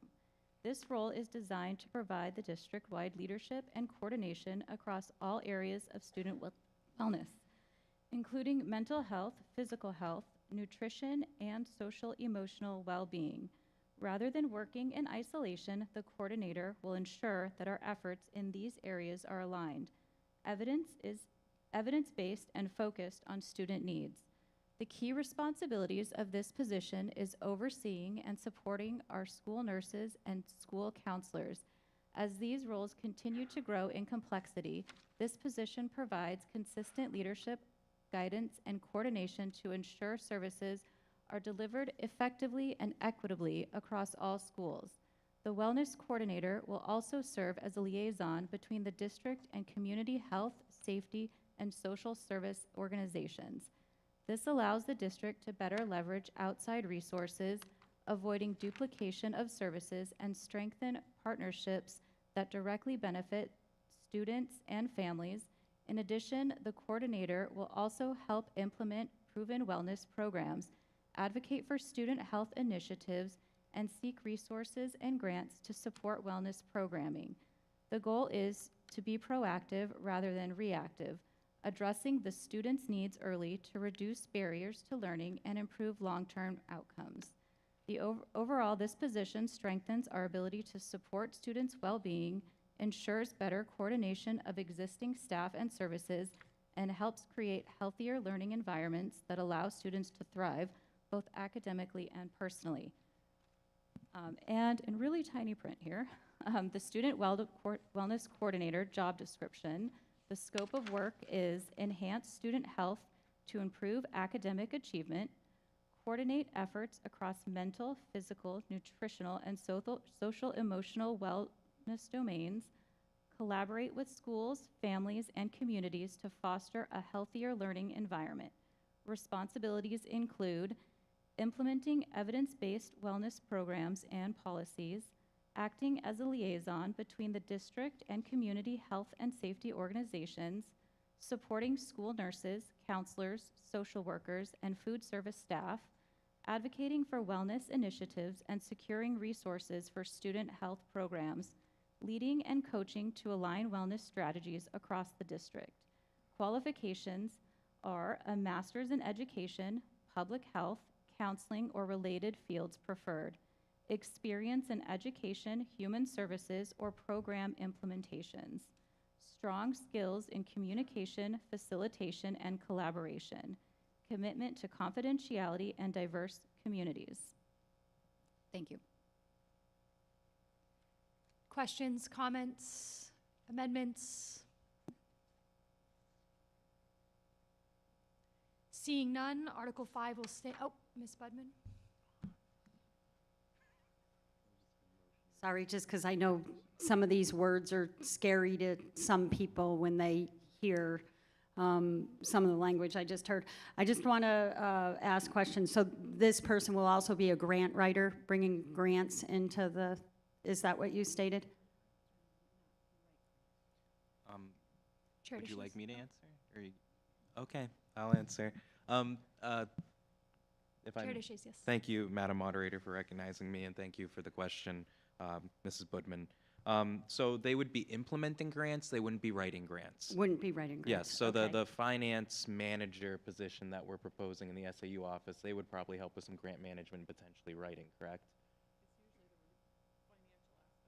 The financial aspect of it. And yes, we have a grant writer. So yeah, so we have there's a lot of people who work, and a lot of teachers will tell you about all the grants that they write, and then that then get reviewed and supported by administrative staff. Just so you know, my last name is Budman. Budman, sorry. Thanks. If this position isn't implemented, who will be overseeing the nursing and the counselors? If so, thank you, Madam Moderator, Yes. and thank you for the question, Mrs. Budman. So if the warrant article doesn't pass, which I think it will, because I think we're going to do a better job of explaining why it does, but if it doesn't, it would be this. The Director of Special Education and Counseling and the Superintendent would oversee the nursing staff. And then my last question is, because again, when people hear some of this targeted language, could you explain some of the places that this person will help guide families and children in these outside services that might be needed to help coordinate a healthy lifestyle?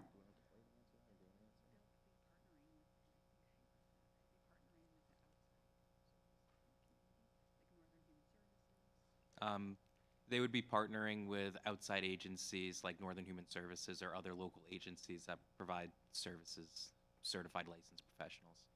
Could you explain what those services are, though? Because when people just hear services, is it like making sure children have food, have a warm bed, have a safe environment? Could you explain some of that? I think you've just explained it. They're going to make sure they're connected with services, so then they're safe, healthy, well-fed, in a bed, happy, ready to be ready learners in the classroom. Thank you. Seeing no other yes, ma'am. So I just wanted to make a comment about this real quick. Because I do hear concern about why is the school focusing on wellness, which is, to me, a sad misunderstanding. So if anybody has wondered that, I'd like people to consider when you're taking a test, what the difference in your scores and your functioning is when you are well versus when you have a cold or when you are paralyzed with anxiety, or when you haven't eaten because even though you have free lunch, you don't have food at home. Health matters, I think, to everyone everywhere, but if that's not your personal belief, I can give you evidence that demonstrates that it matters in school. So I do support this warrant article, as we all did. Thank you.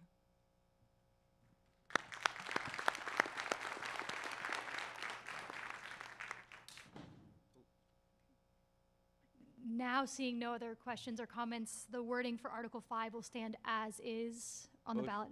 Motion to restrict reconsideration on Articles 4 and 5. A second? All in favor of restricting Articles 4 and 5, say aye. Aye. Any against, say nay. Articles 4 and 5 are restricted. It's me again. Oh, yeah. Article 6, to see if the Governor Wentworth Regional School District will vote to raise and appropriate the sum of $200,000 for repairs and improvements of buildings/grounds at the Kingswood Regional High School, Kingswood Regional Middle School, Lakes Region Technology Center, Kingswood Art Center, Carpenter School, Crescent Lake School, Effingham Elementary School, New Durham School, Ossipee Central School, Tofton Central School, and the SAU 49/transportation facility.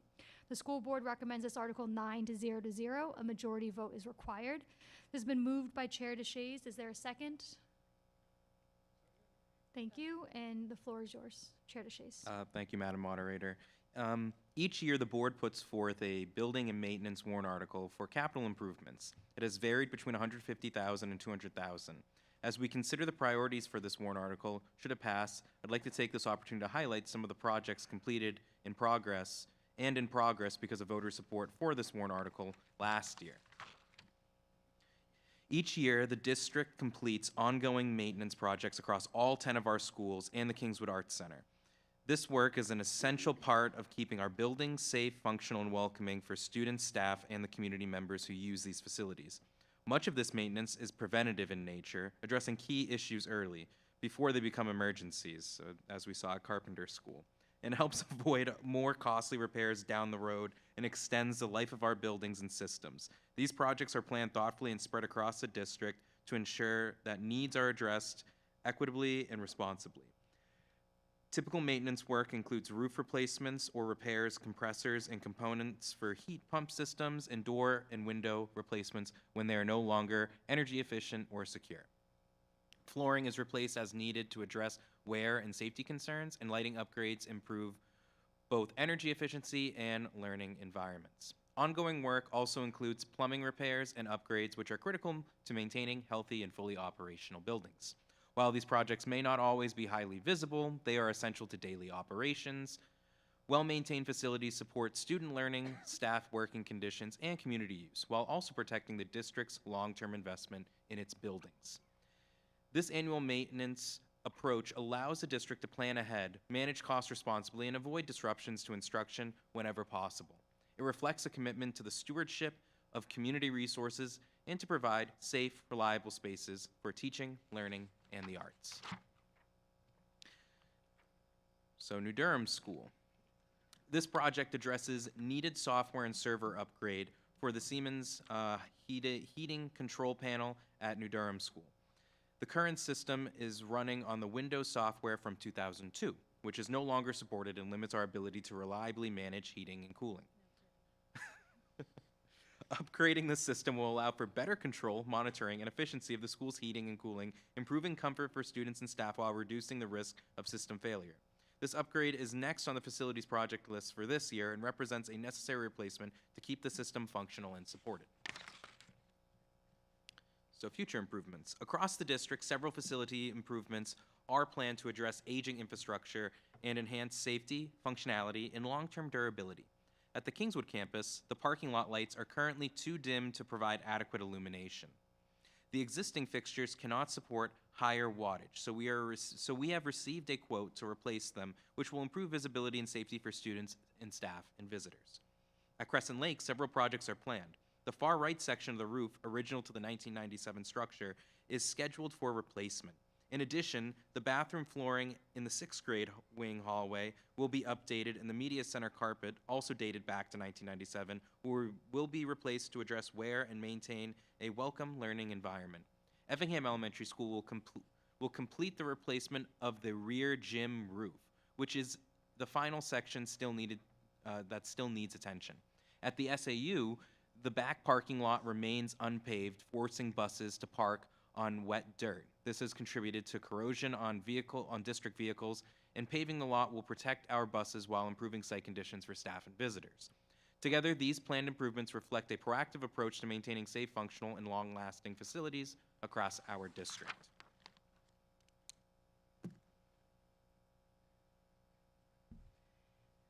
Thank you. Any questions, comments, concerns on Article 6?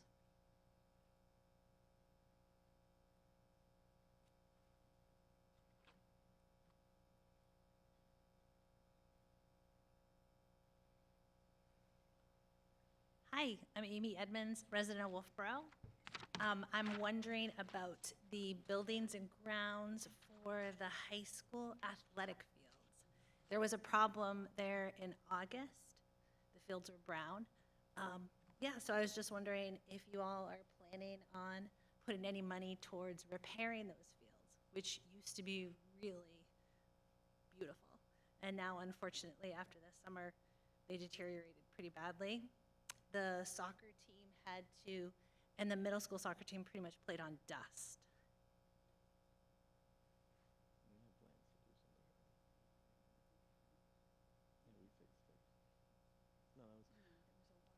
Chair DeShays.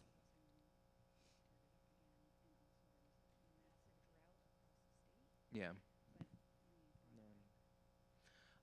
Okay, thank you for the question. So, the fields are a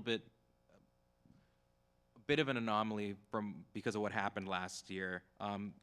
Because of the historic drought that our state saw, especially in our area, and because of disruptions to adequate water supply due to that drought from the town, and additionally, I believe a failed pump that had to be repaired, which is now repaired, that led to some deterioration of the fields due to the drought conditions.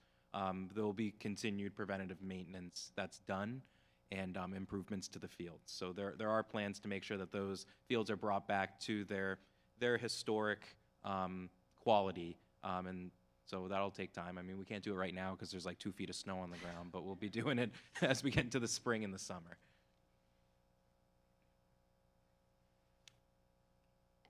Seeing no other, oh, we've got one more. Sorry, I thought you were leaving.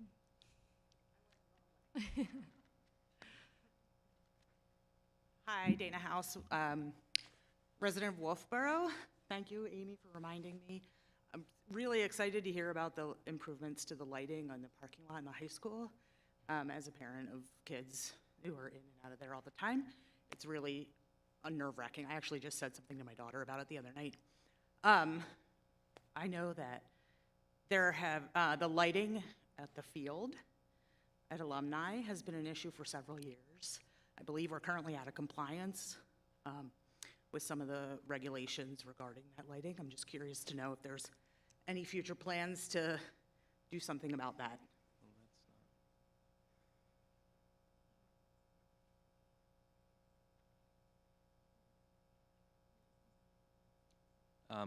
Thank you for the question, Mrs. House. Oh, and you have a comment, Kayla? Well, I was just going to say, it's not, to my knowledge, they are still in compliance. So that's the first we have heard that. However, either way, there's proprietary.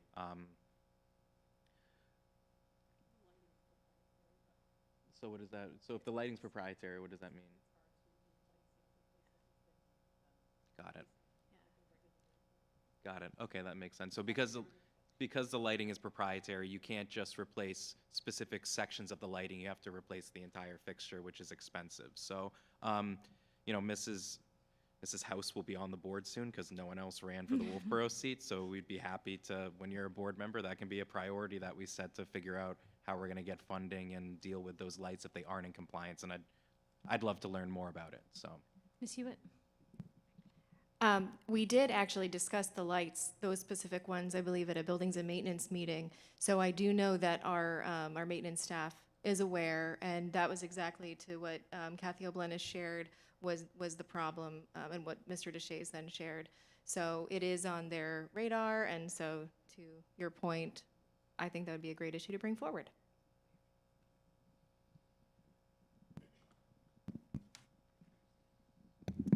Good morning, Kristen Johnson, Wolfboro.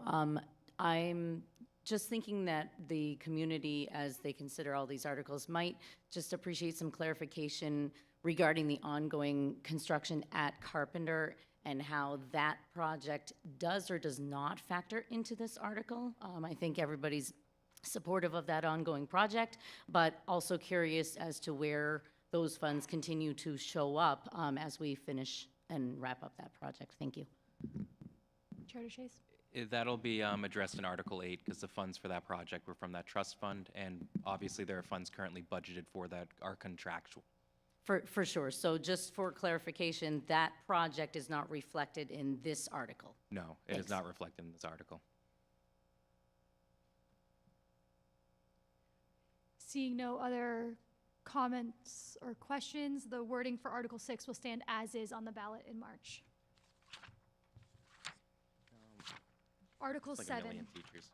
To see if the Governor Wentworth Regional School District will vote to raise and appropriate up to the sum of $250,000 to be added to the Special Education Trust Fund as previously established.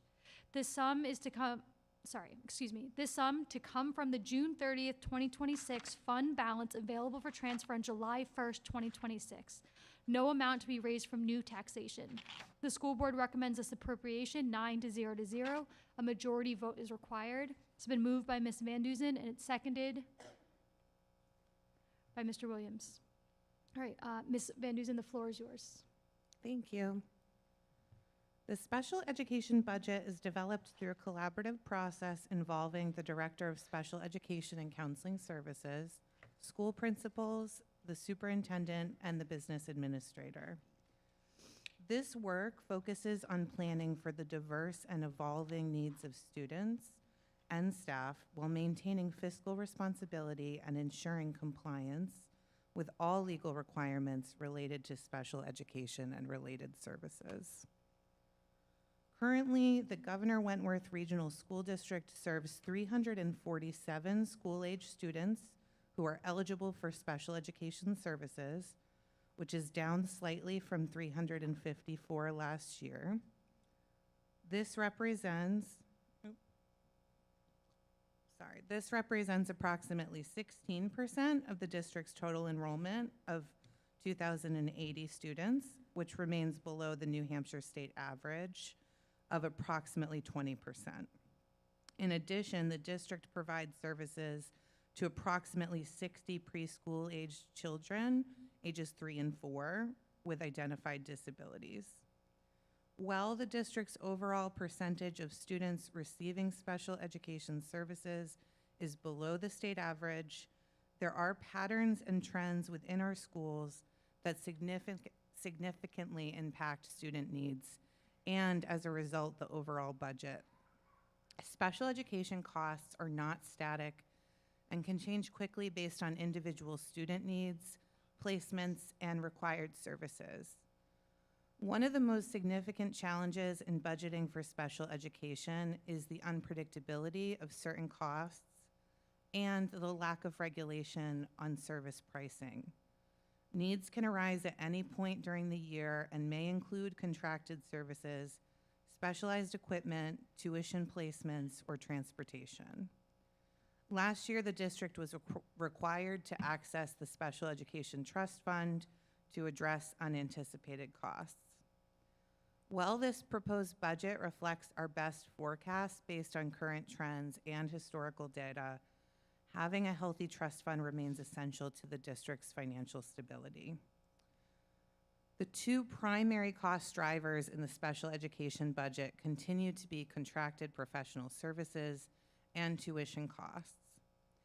Contracted services include support from more than a dozen external providers, such as psychologists, speech therapists, board-certified behavior analysts, and assistive technology specialists.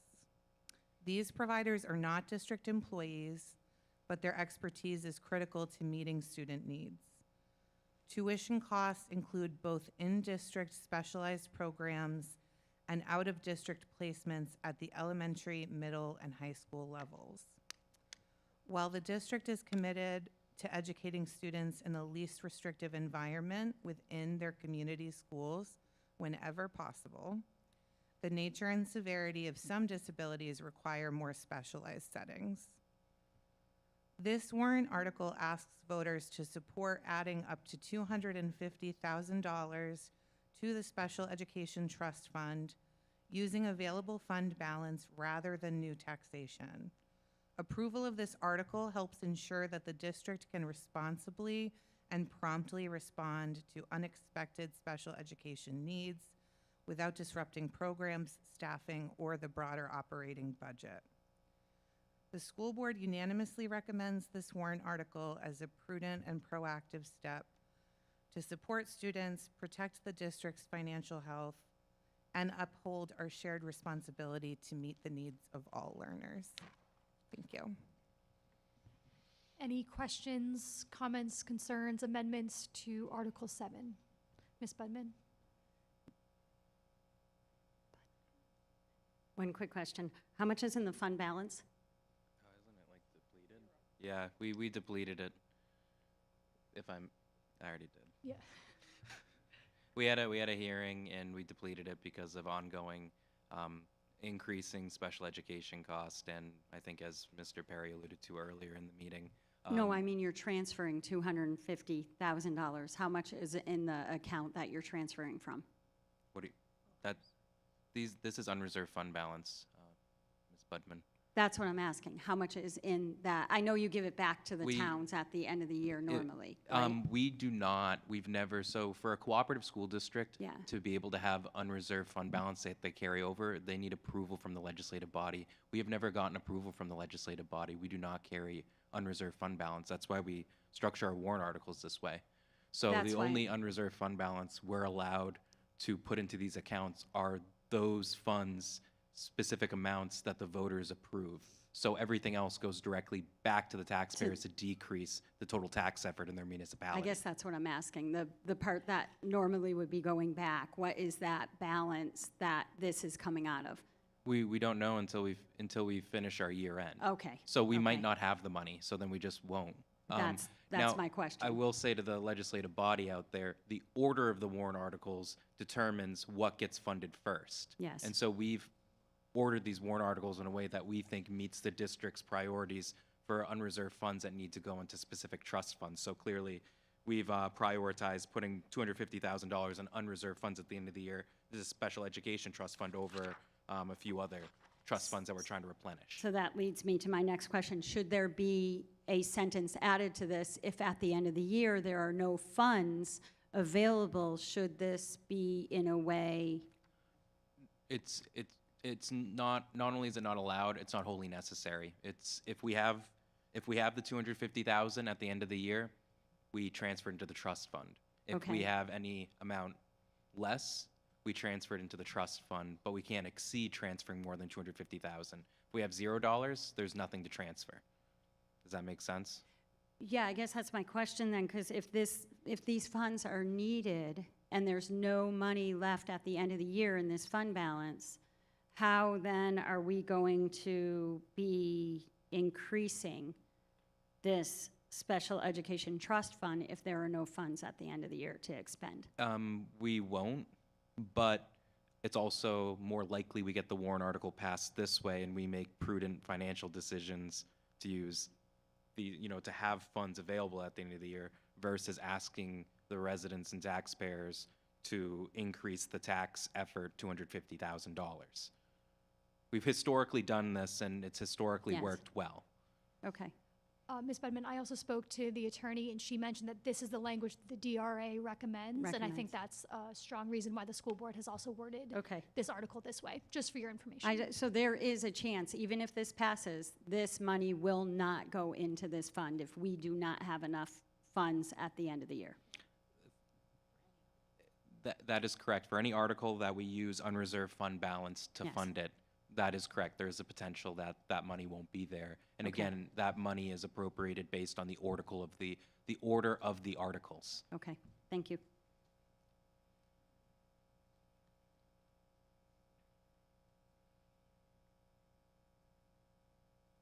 Hi, Kim Kelleher, Wolfboro.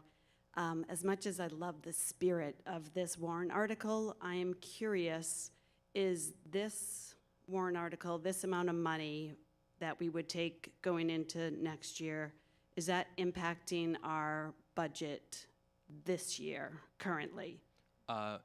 Thank Yes, Chair. Thank you, Madam Moderator, and thank you for the question, Mrs. Kelleher. No, this would not impact this year's budget. So all the budgeted items that that were appropriated for this year are still in line with, okay, so we're not saying, okay, we're gonna hold this budget to save this money and set it No. aside for this year? Yeah, and this transfer wouldn't happen, and correct me if I'm wrong, Kathy, this transfer wouldn't happen July 1 of this year. It would happen July 1 of 2028. Oh, it would happen this year. Got it. Okay, so this would be a transfer July 1 of 2027, but it would be after the audit. I mean, we need to, there are bills we have to pay. We're not gonna not Right. pay our bills or not pay our staff to make sure we have this money left over. So trust me, we're not gonna starve our services of vital resources to make sure that we get the 250,000. It's just, if we have 250,000, rather than it automatically decreasing the tax effort for your tax bills in November, or, that tax rate set in November, bills would go out in December typically. This would just be $250,000 less to decrease the tax effort. Yeah, no, like I said, I love the spirit. I just want to make sure that we're not, cutting off our nose to spite our faces here. So, okay, thank you. Agreed. Seeing no other comments, questions, or amendments, the wording for Article 7 will stand as is on the ballot. Motion to restrict Articles 6 and 7 from reconsideration. Second. A second from Chair DeShays. All in favor say aye. Aye. All against say nay. Articles 6 and 7 will be restricted from reconsideration.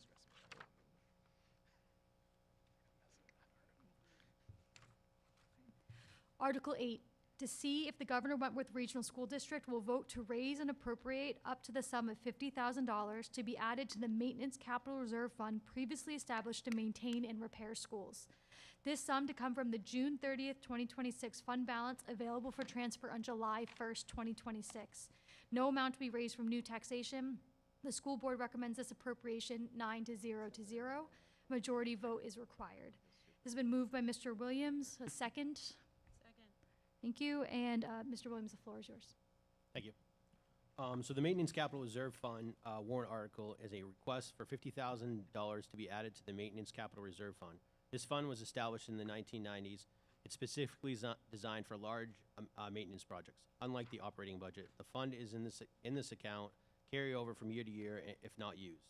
As our district's facilities age, particularly sections of buildings that are over 100 years old, or for unexpected major projects such as carpenter ceiling renovation, necessary maintenance projects become increasingly costly. This fund serves as a long-term planning tool to prevent large expenses from overwhelming the annual operating budget. Proactively planning for these expenses helps ensure the longevity of our facilities while minimizing financial strain to the district. Since October, the Carpenter School project has progressed steadily through phase 1 with a strong focus on safety, structural integrity, and preservation of the building's historic character. The work began with exploratory construction to confirm budget assumptions and existing conditions, along with the development of a life safety operation plan in coordination with the Wolfboro Fire Department. Classrooms were cleared, temporary safety barriers were installed, and demolition advanced, including the full clearing of room 214 and removal of approximately 60% of the first floor ceilings. By November and December, structural strapping for phase 1 was nearing completion. Ceiling grid installation had begun, and additional sagging was identified in some areas, which will be addressed in phase 2. Despite these discoveries, the project remained on budget, supported by savings from permit fees and insurance reimbursements. Finishing work, including the historically appropriate ceiling strapping in stairwells and vestibules, sprinkler height adjustments for new drop ceilings, and delivery of phase 1 ceiling tiles, and the start of the lighting installation. As of January, the project is in the final stages of phase 1. Phase 1 work will be funded through a combination of the Maintenance Capital Reserve Fund and property and liability insurance proceeds. Phase 2 is scheduled to begin this summer, and the proposed fiscal year 27 budget includes funding for the remaining work, with construction anticipated to begin in July. This phased approach allows the district to maintain safe operation during the school year while continuing to advance the important facilities projects. Thank you. Any questions, comments, concerns on Article 8?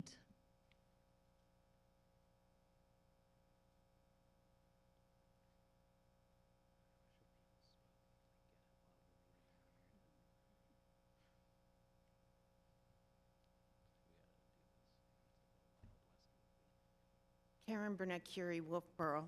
I went to the presentation done by the Municipal Association for the Budget Committee last week, whenever it was. And it was an interesting example given in the context of the, and I'll get to, it's relevant here. In the context of the town, when they received the sudden bill for the health insurance, they put in a request to the state to be able to use some of their Can what's I have it called? a point of order? Undesignated fund balance, I'm sorry, the Okay. word always eludes me. And they received approval. They had to request it, though. They couldn't just do it themselves.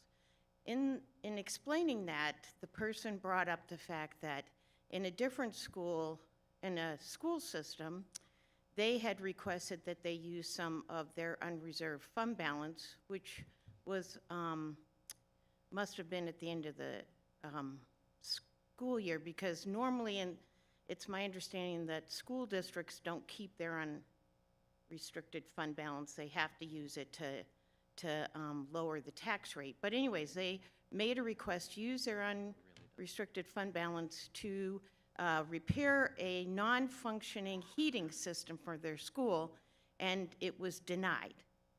So I think that expresses the importance of us having capital reserve funds for things like maintenance if you can't even get permission to use money that you have to pay for something as critical as a furnace for your schools. Was that a question? Okay, sorry. If I may, Madam Moderator, Yes, I'll Chair just, DeShays.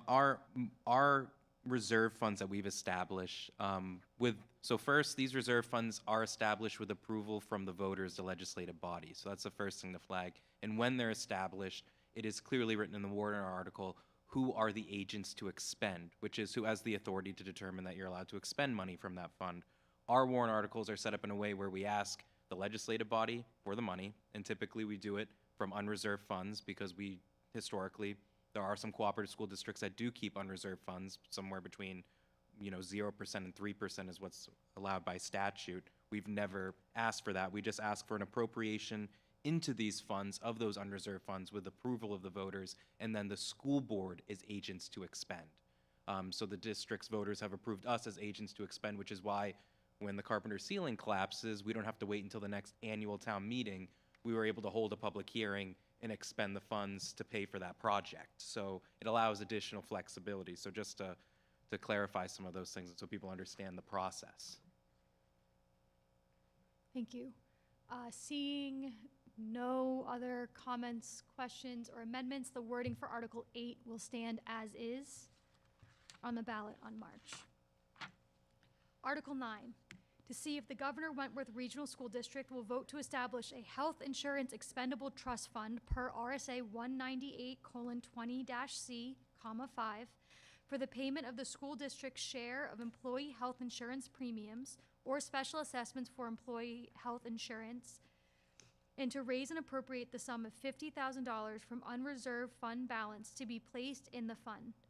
The sum to come from the June 30th, 2026 fund balance available for transfer on July 1st, 2026. No amount to be raised from new taxation. Further, to name the school board as agents to expend from the fund. The school board recommends this appropriation 9-0. Majority vote is required. This has been moved by Chair DeShays. May I have a second? Second, and the floor is yours, Chair Sheets. Thank you, Madam Moderator. So this sounds very complicated, and it is a little complicated, so I'm going to try to explain it to the best of my ability. So we are proposing the creation of a health insurance premium holiday trust fund and how it helps protect the district from unpredictable health insurance costs, and I'll discuss that later in the presentation. So a trust fund works like a savings account. It allows the district to set aside extra money received in one year so it can be used to offset costs in future years, especially when expenses unexpectedly increase beyond what is budgeted. Here's why this matters. Our health insurance provider, the risk pool we're a member of, School Care, sometimes issues premium holidays, which means the district temporarily pays less in premiums. This creates unexpected savings for that year. By law, pooled risk funds like School Care must return any reserves beyond their required minimum in the form of these premium holidays. They cannot keep extra money to prepare for future high claim years. At the same time, School Care may charge districts as a special assessment when claims run high and reserves drop. This year, that's exactly what happened. The assessment was used to rebuild their reserves. That assessment amount was about $1.65 million. Because premium holidays are unpredictable and special assessments can be significant, establishing a trust fund gives our district the ability to create its own financial cushion. Here's how it would work. If we receive a premium holiday in a future year, the district meeting can vote to place that unexpected revenue into the trust fund instead of letting it automatically reduce rates for 1 year. The money in the trust fund can then be used later to help pay for future special assessments, reducing large swings in the budget. In short, while School Care cannot maintain a cushion beyond its required reserves, we can, and this trust fund allows the district to better manage unpredictable health insurance costs in a responsible and long-term way. Thank you. Questions, comments, concerns, amendments? Hi there, Deirdre McCackran, Wolfboro. Just a question for you on the phrasing. You mentioned just a minute ago how important it is to have that phrase that the board acts as agents to expend from the fund. And I see you have it in this article, but not the last article or the other ones. Can you explain why it's only in this one and not the others? Thank you for, if I may, Madam. That's because in those previous articles, those funds already exist. They've received approval from the voters, the legislative body. We're asking the voters to let us establish this fund and then to allow for $50,000 from the unreserved fund balance to be placed into it. And to name us as agents to expend those funds for if we get an assessment. If we were to get future assessments based on what happened recently that I think I can say on behalf of the board we were very upset about, release some public statements you can read on our website about that. But at any rate, we need the flexibility to be able to pay it when we receive these assessments in October or November, not when the annual meeting happens in March. Otherwise, I mean, we had our risk pool try to say they were going to charge us interest, and we told them no. But, you know, we don't want to risk not having available funds that we could have on hand and to make sure that it doesn't, you know, unfairly increase the tax rate. Seeing no other questions, comments, concerns, or amendments to Article 9, it will stand as is on the ballot in March. Motion against reconsideration for articles, motion to restrict reconsideration on Articles 9 and 8. So we got a second. All in favor of restricting reconsideration of Articles 8 and 9, say aye. Aye. All against, say nay. Articles 8 and 9 will be restricted from reconsideration. Article 10, to see if the Governor Wentworth Regional School District will vote to raise and appropriate up to the sum of $250,000 to provide funding for free meals to all students within the newly eligible income brackets. This vote would allow the increase of eligibility for free school meals for students within the district by aligning the income threshold with the following federal poverty level option: 300% of the federal poverty rate, significantly broadening eligibility and ensuring free school meals for students from households earning up to 3 times the federal poverty rate. This funding would support providing free meals to all students within the newly eligible income brackets, ensuring equitable access to nutrition for academic success and well-being. The school board recommends this appropriation 9-0 to 0. A majority vote is required. So it's been moved by Ms. Schillerith. May I have a second? Second. And the floor is yours, Ms. Schillerith. Thank you, Madam Moderator. This article asks the district to raise and appropriate $250,000 to broaden the income threshold for free meal eligibility to 300% of the federal poverty level. In practical terms, this would ensure free school meals for students from households earning up to oh no, you already read that. Sorry. Why is this important? Because we know there's a clear need in our district. During the pandemic. Ms. when- Schillerith, Yes. could you just speak a little bit? Could you bring your microphone closer to you, Yes, please? sorry, I'm fighting a cold. Sorry. Thank you. All right, sorry about that. Why is this important? Because we know there's a clear need in our district. During the pandemic, when free meals were universally available to all students, we served 3 times the number of meals we're serving now. That shows us that many families who don't currently qualify for free or reduced priced meals under the existing guidelines still rely on these meals to help their children succeed. We've heard from families who fall into this gap. They make just over the current eligibility limit, but still struggle to afford essentials like school meals. Raising the income threshold to 300% of the federal poverty level would help fill this gap and ensure more students have access to the nutrition they need for academic success and well-being. This isn't about meals, it's about leveling the playing field for all students. Research shows that access to nutritious food directly impacts academic performance, behavior, and mental health.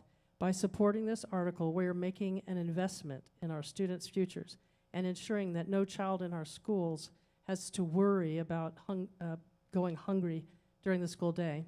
The school board strongly supports this initiative and voted unanimously 9-0 to recommend this article because we know it will make a difference. We ask for your support in passing this article.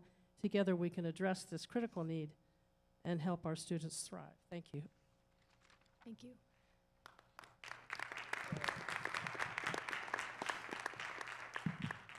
Ms. Budman?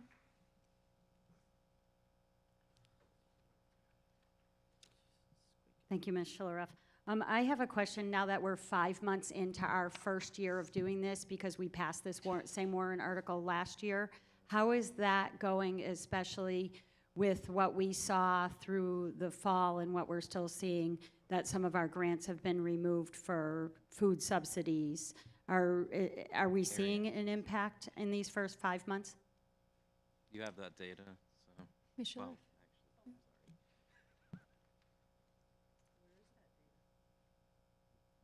I thought you had it. It was sent to you, wasn't it? It's in your inbox, your email inbox. All right. Everybody take a break. I'm going to. Do you want Kathy Oblinus to answer? I think that would be a good idea. Ms. Thank you so Oblinus? much. I could do that, but it would be a massacre, and she's got the facts. I do remember it, just because there are 110 students who qualify for reduced lunches, which then automatically are eligible for the extended meal. And then there were 70 students who qualified under the Governor Wentworth expanded eligibility for meals that qualify. So that's 180 students who are benefiting from this program that you all approved back last year. So thank you. Chair DeShays? I'll also flag we know of the number of students who have applied, but that doesn't include students who could still qualify but haven't applied. So I think that's really important to flag too. Seeing no other comments, questions, concerns, or amendments, the wording of Article 10 will stand as is on the ballot in March. Motion to restrict reconsideration on Article 10. We have a second. All in favor of restricting reconsideration for Article 10, say aye. Aye. All against, say nay. Article 10 will be restricted from reconsideration.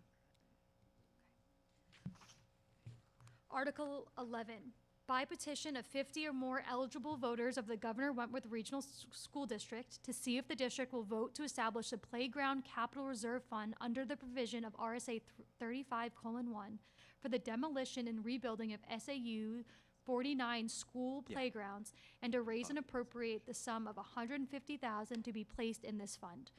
Further, to name the school board as agents to expend the funds to each town in the district based on their percentage of equalized valuation and ADM allocation percentages in the year of the expenditure, submitted by petition. Can someone move to approve this petition? This article? I'll make the motion. Chair, a second. Ms. Budman? Okay, the floor is open for comments and questions, discussions on this article.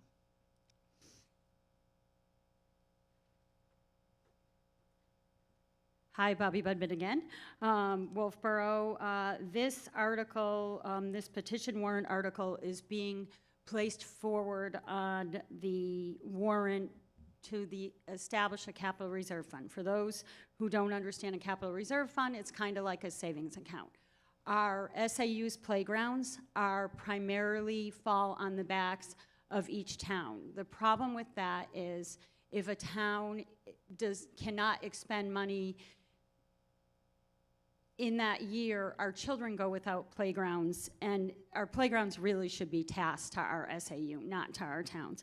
One of the biggest things that I know I saw as I was subbing in the district and just when my son went to school here in the district is that Carpenter School, how many years did Carpenter School just have sections of the playground where the children could not play on that playground? Ossipee is about to have their playground not be allowed to have children play on it anymore. We have Tuftonboro, who is, I know their playground's a little smaller, they have a playground, but they could use more equipment. I think if we go through all the schools in the district, we can see that there are problems. Crescent Lake School, I know in 2009 I was on the committee to build the program there, the new playground there. We're already, how many years into that now? 15 years into that playground. So throughout the district, when you look at the playgrounds, it is an absolute necessity that we have ignored. This is a savings account to make sure as these playgrounds come up. The other thing I want to add in about this warrant article is that we have not done the turf field the last 2 years, and the turf field for the last 2 years, those articles to make sure there's funding to take care of that is not on the ballot. So this is a good time to start a capital reserve account where the citizens, the legislative body, used to vote to help fund the field. So there are funds that used to expend to help, our athletic fields. I do want to make a motion on this because it has been pointed out that it might not be legal in its current form. So I would like to make a motion on the floor that after the word expend the funds, that we cross out to each town in the district based on their percentage of equalized valuation and ADM allocation percentages in the year of the expenditure. It has been pointed out because we're actually naming the board as agents, we then can't initially tell them how to expend it. So I'd like to make that motion. Okay. Second. We have a second for the amendment. Do we have any? Now, we're limiting our scope to any questions, comments, concerns about that specific amendment, removing pretty much the last 2 lines of Article 11. Okay, seeing no questions on those comments, we're going to now vote on whether we should accept this amendment. All in favor of accepting this amendment, please say aye. Aye. All against, please say nay. Okay, so the wording as of now for March will stand with that amendment by removing that language. Do we have any other questions, comments, concerns, or amendments to this article? Chair Chase. Thank you, Madam Moderator. I have concerns with the citation of RSA 35:1, especially judging by in Article 9, we cited a different RSA for establishing an expendable trust fund, RSA 198:20-C, Roman 5. Is it different? So this is different. Okay. Okay. So it's not a concern. Now that I do understand. So the difference, as legal counsel just pointed out for me, is RSA 35:1. That is a capital reserve fund versus in Article 9, we're establishing an expendable trust fund. Operationally, these are the same thing. I could go on and talk about some of the nuances and the differences and how they show up in financing, but effectively, it doesn't change anything, and I don't think anyone else in the room would care. So, I think the only other thing is I think there are people who question the dollar amount, so I'm not going to get involved Sorry, in that. before, Mr. Bickford, did you have? Okay, yes, ma'am. Thank you, Madam Moderator. I would like to suggest a small amendment to this, to the language as presented. So in the line where it says for the demolition and rebuilding of SAU 49 school playgrounds, I would like to change that so that there is an insertion that says demolition, rebuilding, or improvement of, because as someone from the New Durham PTO that helped rebuild that playground on the backs of several spaghetti dinners and other such fundraisers, what we would need is like ADA compliant flooring underneath our structure. We don't want to tear it down and rebuild it. We want to make it better. And I think that speaks to some of the other equipment needs in the district too, where there may be additional structures needed, but not necessarily a tear down and a rebuild. We have a second for the motion. Any other questions, comments, concerns? So again, this would be changing, I believe, the language from saying for the demolition, comma, rebuilding or improvement of SAU 49 school playgrounds. Correct, thank you. All in favor of this amendment, say aye. Aye. All against, say nay. Okay, so that amendment will also be included for on the March ballot. Any other questions, comments, or concerns? Yes, ma'am. Allison Hayford, Ossipee. I'm helping with the committee to rebuild our playground and improve our playground in Ossipee. And I'm glad that you brought up the ADA compliance, because that's a really important part, that the structures that we're building now require surfacing that is very expensive. So it's really something that is very difficult to spaghetti supper your way to. So thank you for your support.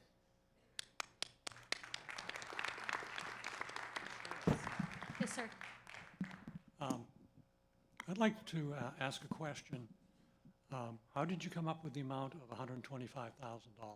150,000, sir? 150,000. So as I stated earlier, the last 2 years, we haven't had the turf fund in there, but also the 150 establishes, as Allison just said, for ADA compliance and for the ability to reach all of our playgrounds for adjustments. And thank you, Dr. Scheckler, for adding the improvement, because that's actually an important, crucial part of this. But it was, trying sometimes to do things in small steps.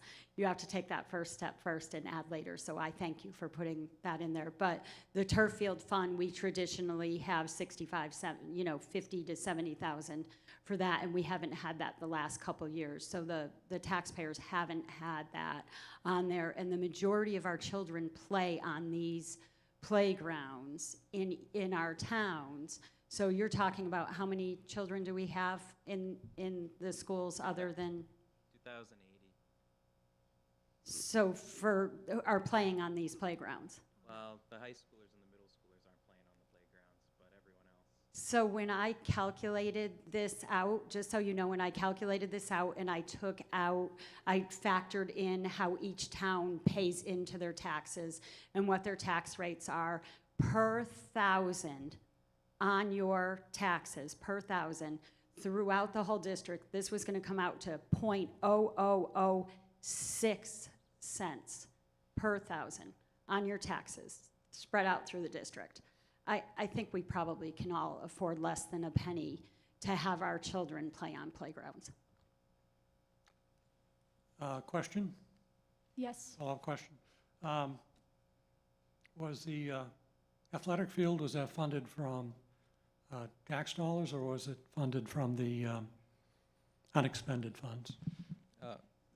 The athletic field, so Dr. Jim, correct me if I'm wrong, part of the athletic field was included in the bond for the Kingswood complex project, correct? So the initial building of the athletic fields was part of the bond that we're still paying the debt and principal on for the Kingswood complex. Now, the new turf field that we just replaced, there was an expendable trust fund established where we used unassigned fund balance that got approval for voters, and that unassigned fund balance usually ranged between 50 and 65,000 per year. It was 60,000 per year for all the years, so, which was basically an estimate on how much will it cost to replace this when it needs to be replaced 15 years down the road. The board historically, with approval from the legislative body, put away 60,000, and clearly it worked very well. We didn't have to ask the district to bond, $1.1 million replacement for the turf field? It was 800,000. So we didn't have to go and increase the amount of debt service payments that we had. We had the money readily available. So, oh, go ahead. No, go right ahead. I do, but I want you to go. Okay. Well, my question is not quite related to that, so if you wanted to follow up, it's okay. Okay, I will. So my understanding is that these funds would be from tax dollars rather than from unexpended funds from the year before. Chair DeShays. Thank you, Madam Moderator. That is correct. This would be raising and appropriating through additional taxation. That is correct. Okay. So this would not be from unreserved fund balance. Follow-up? Yes, sir. I'd like to make a comment and then make a motion or two.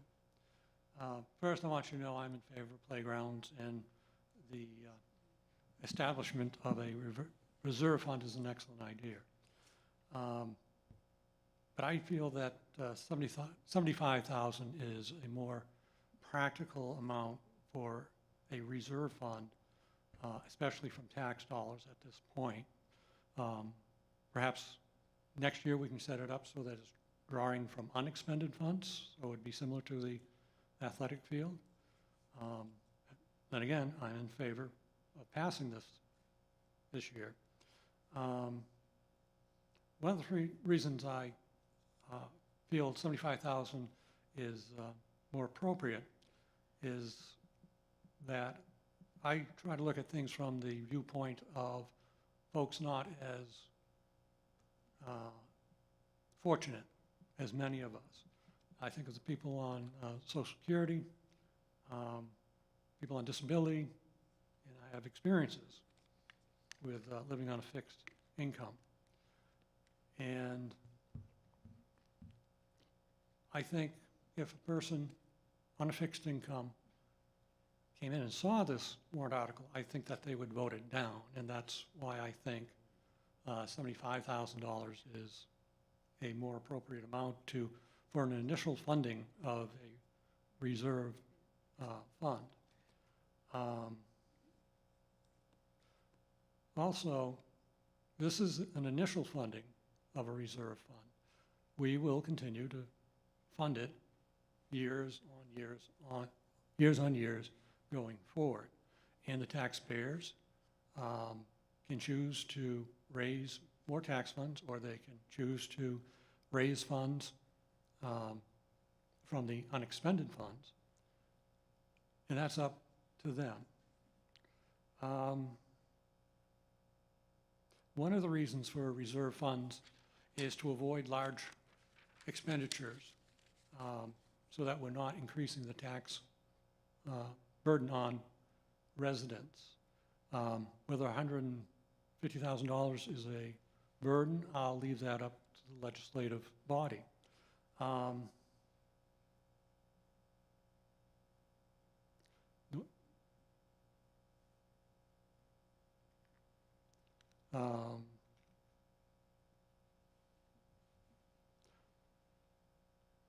Not to interrupt, am I hearing an amendment to amend the amount from $150,000 to $75,000? Yes, I'll make that motion. Is there a second?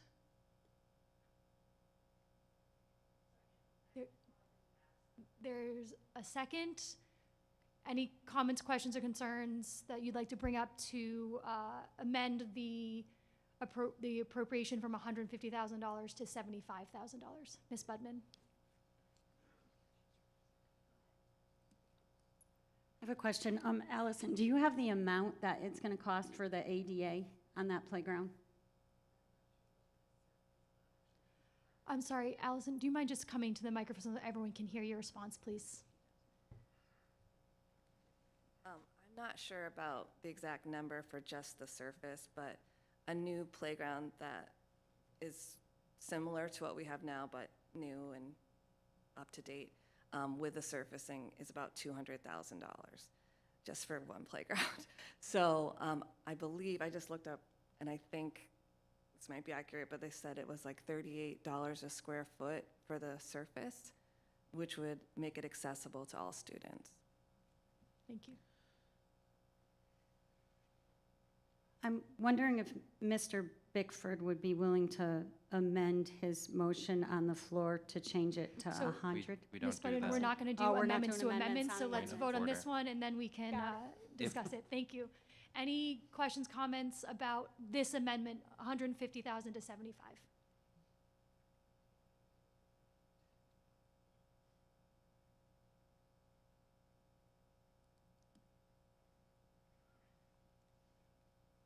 I don't think the average voter is going to do the math to find the exact amount they're paying per square foot of their house.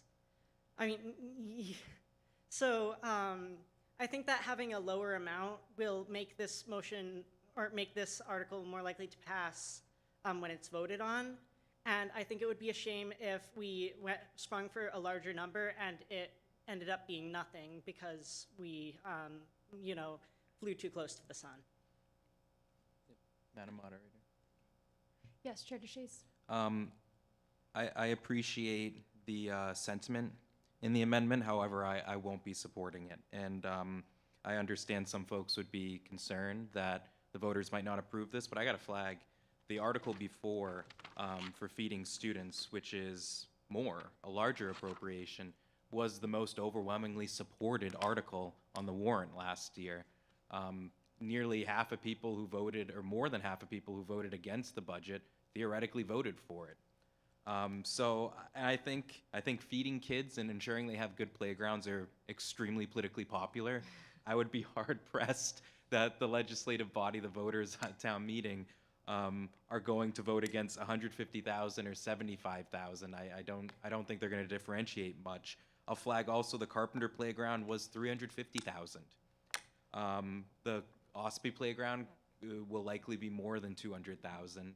And currently it's only, historically, the precedent we've set in our district is we've asked the PTOs and then any additional appropriation from the municipalities to pay for the cost of the playground. It seems as if voters in our district would like the responsibility to shift to the school district and to coordinate with the PTOs directly and to establish a different relationship. And to do that, I think 150,000 is needed seed money to begin that new relationship. I also want to flag, I know Tuftonboro, the town of Tuftonboro, owns its playground.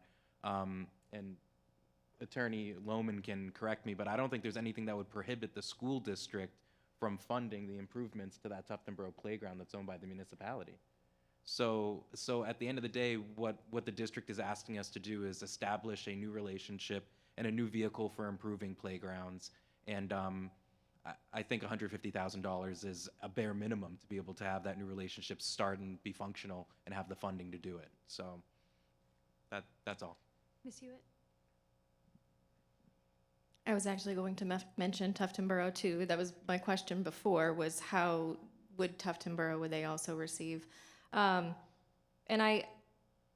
I'm in the middle on this one because I completely support our playgrounds and our kids getting outside, and I have talked to those who have reminded me that when you have an upgrade, like you need a new slide at the playground, that you have to bring everything up to ADA compliance. So the improvements and all of that. I am wondering about the sum for the same reasons. I mean, Carpenter did have, that was not actually through the PTO, but that was through a specific committee that worked really hard to get all those private donations, and it was a lot of work.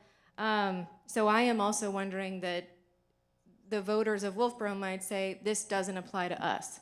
Carpenter has been done. The voters of Tuftonboro might have some questions too. Now, I don't know, I'm done this year, so I'm trying to not be blunt at the same time of the thoughts that are going through my head and also maintain being respectful. I question some of the intent in the initial part of this, which is not going to affect how I vote because I will be abstaining from all of this. But I do support playgrounds for kids. Sorry, that was not relevant, but I think the $75,000 is more palatable for those communities who might, to Mr. Bickford's point. Are you finished, Ms. Hewitt? Great. Yes, ma'am. Thank you. We all get a vote today, so I'll just tell you how I'm going to vote. I'm going to vote no on the $75,000 amendment. I do think it would be a more palatable figure. If someone were to present an amendment at $100,000, I would be supportive of that kind of reduction. But I'm going to vote no on the 75 because I think for me, in terms of my conscience, my knowledge of the need in the district for this particular thing versus whether or not we test the voters' will, and after hand counting all of your ballots last year, I know what you voted for and what you didn't. Not personally, but as an aggregate. I'm willing to test it. I'll wear those wax wings. Chair DeShays. Thank you, Madam Moderator. I'll just state, if anything, I think the sum should be larger, and I don't think the legislative body needs to negotiate itself down from what seems to be a reasonable figure at the current moment. And when I vote, I don't vote worried about, well, is this going to help Wolfboro kids or Tuftonboro kids? I'm worried about what is going to help Governor Wentworth Regional School District meet the needs of all the residents' children and their needs. And the reality is that Wolfboro, there is a lot more donor support, a lot more support from the town for school infrastructure, and more sometimes involvement. And the reality is that a warrant article like this is going to ensure that our outlying towns that feel left out when they see Wolfboro get a new playground and they look at their playground and say, why isn't the district stepping up and helping my children have a safe playground or have a new playground? This is just establishing a vehicle so we can meet students in different towns where they're at and to help provide the resources that they need to be successful. And frankly, playtime is a huge part for academics, children being able to blow off steam. I remember one of the saddest moments of my life as a kid was moving to Governor Wentworth and finding out we only had one recess, not two, because Sanborn Regional School District had 2 recesses. But I'll just, recess is a huge part for students to be successful, and having the proper equipment to play and be creative outside is important to me. So I'm gonna oppose any amendments to changing the dollar figure. All right. Ms. Schiller, then Ms. Budman.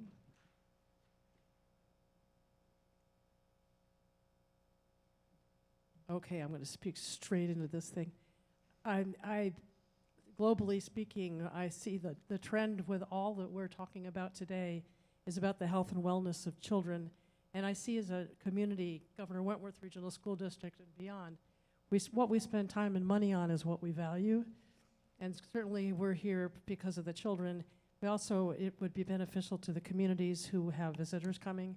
Also for the growth of communities, I mean, the first place you go is where's the playground, where's the library, those kinds of things. So I too would support certainly the $150,000.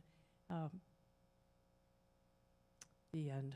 Thank you. Okay, again, we're focusing on the amendment from 150,000 to 75,000. All right, Ms. Budman. So I just want to say that as a parent who raised a child here, when my child, I'm going to use baseball as an example. When my child played baseball, we went to Tufton Rose Field, and then the kids before and after baseball, all the kids from all the towns, no matter where they were from, went and played on the play equipment.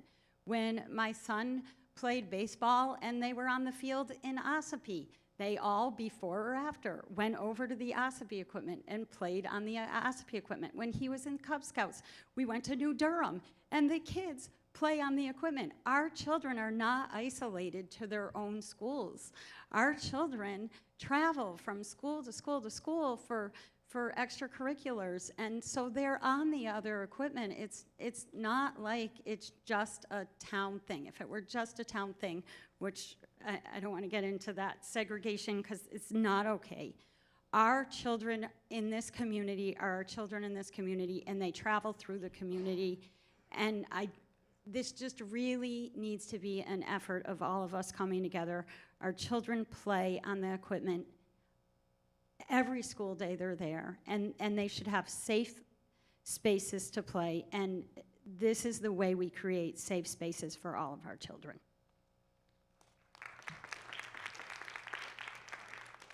Can we move the question? Yeah, second. I'll second A that. second. So move to question means we're going to take a vote on the amendment if it gets passed. So to vote to pass to move to a question, say aye. Aye. All those against? Nay. Okay, so now we're going to vote on whether the article should be amended from $150,000 to $75,000. All in favor of reducing from $150,000 to $75,000, say aye. Aye. All against, say nay. Nay. Okay. The article will stand as is with a sum of $150,000. Any other questions, comments, concerns, amendments to this article? Yes, ma'am. Okay, I have heard Tuftonboro mentioned, and my question is, this specifically says the rebuilding of SAU 49 schools playgrounds. So Tuftonboro is owned by the town, so it's not the SAU 49 school playground. That's a very good So how could we word that so that Tuftonboro can still? Attorney Lohman says she doesn't think that's necessary because it's used by the SAU school students. We're That sure though, because if we have this worded this way, somebody could. We would probably still need the town's permission to expend the funds on the playground. Okay. It's on their land, and I assume the town of Tuftonboro, being very fiscally conservative, would be happy to take an appropriation from the school district. I'm sure they would. Yes. Oh, and the superintendent just informed me that we actually maintain that playground even though We it's do. town-owned. Okay, perfect. So, I'm gonna move the question unless, no, I'm just gonna move the question. Do we have a second? Okay. All in favor of voting on the wording of this article with those amendments, say aye. All against, say nay. All right, to approve the fully amended article, do you guys want me to read it? Yes, please.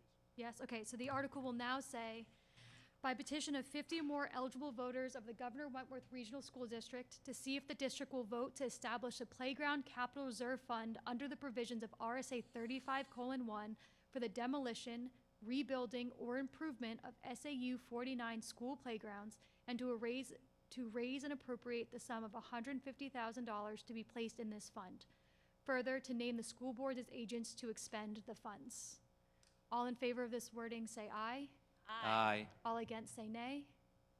The amended language will appear on the ballot in March. Article 12 is to transact any other business that may legally come before said meeting. Yes, Chair DeShays. Yes, I have a motion to extend gratitude and appreciation for Dr. Manning's tenured service on the Governor Wentworth Regional School Board and for this legislative body to officially thank him for his years of service. And I'll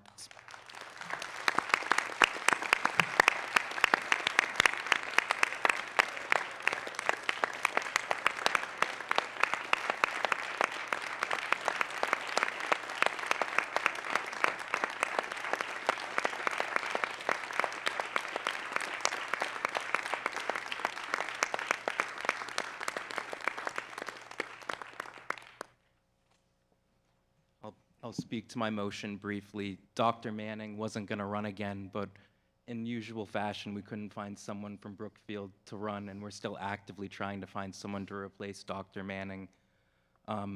This will likely be his last deliberative session, at least his wife is begging so.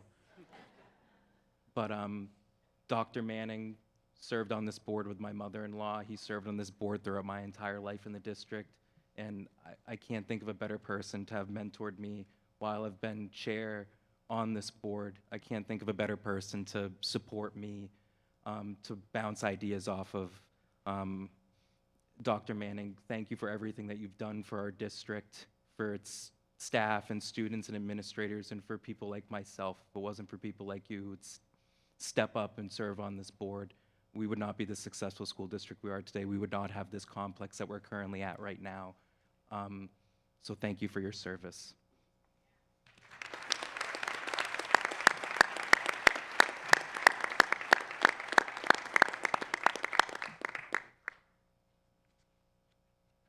Are there any other motions for new business? Should we vote on that one? We didn't vote. On. The motion, we moved. No, we motioned to thank him. I think we need to vote on the motion. We're voting on a motion to thank Dr. Manning. Correct. Okay, was there a second? There was from Dr. Okay, Beth. second, all in favor, say aye. Aye. All against, say nay. Okay, that motion has passed. Yeah. Second. Second, all in favor of adjourning, say aye. Aye. All against. Thank you Of all course for we're gonna vote. attending. It was We a- will see you in it was March. a motion. I mean, technically, you can't. Dr. Jim, can you tell us how many years you served on the school board? Yeah.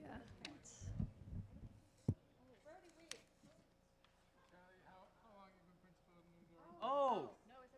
It's okay. I guess I missed that. We are at the next school board meeting, we should do it then. That's good. I'd rather go under the radar anyway. We're going to be missed.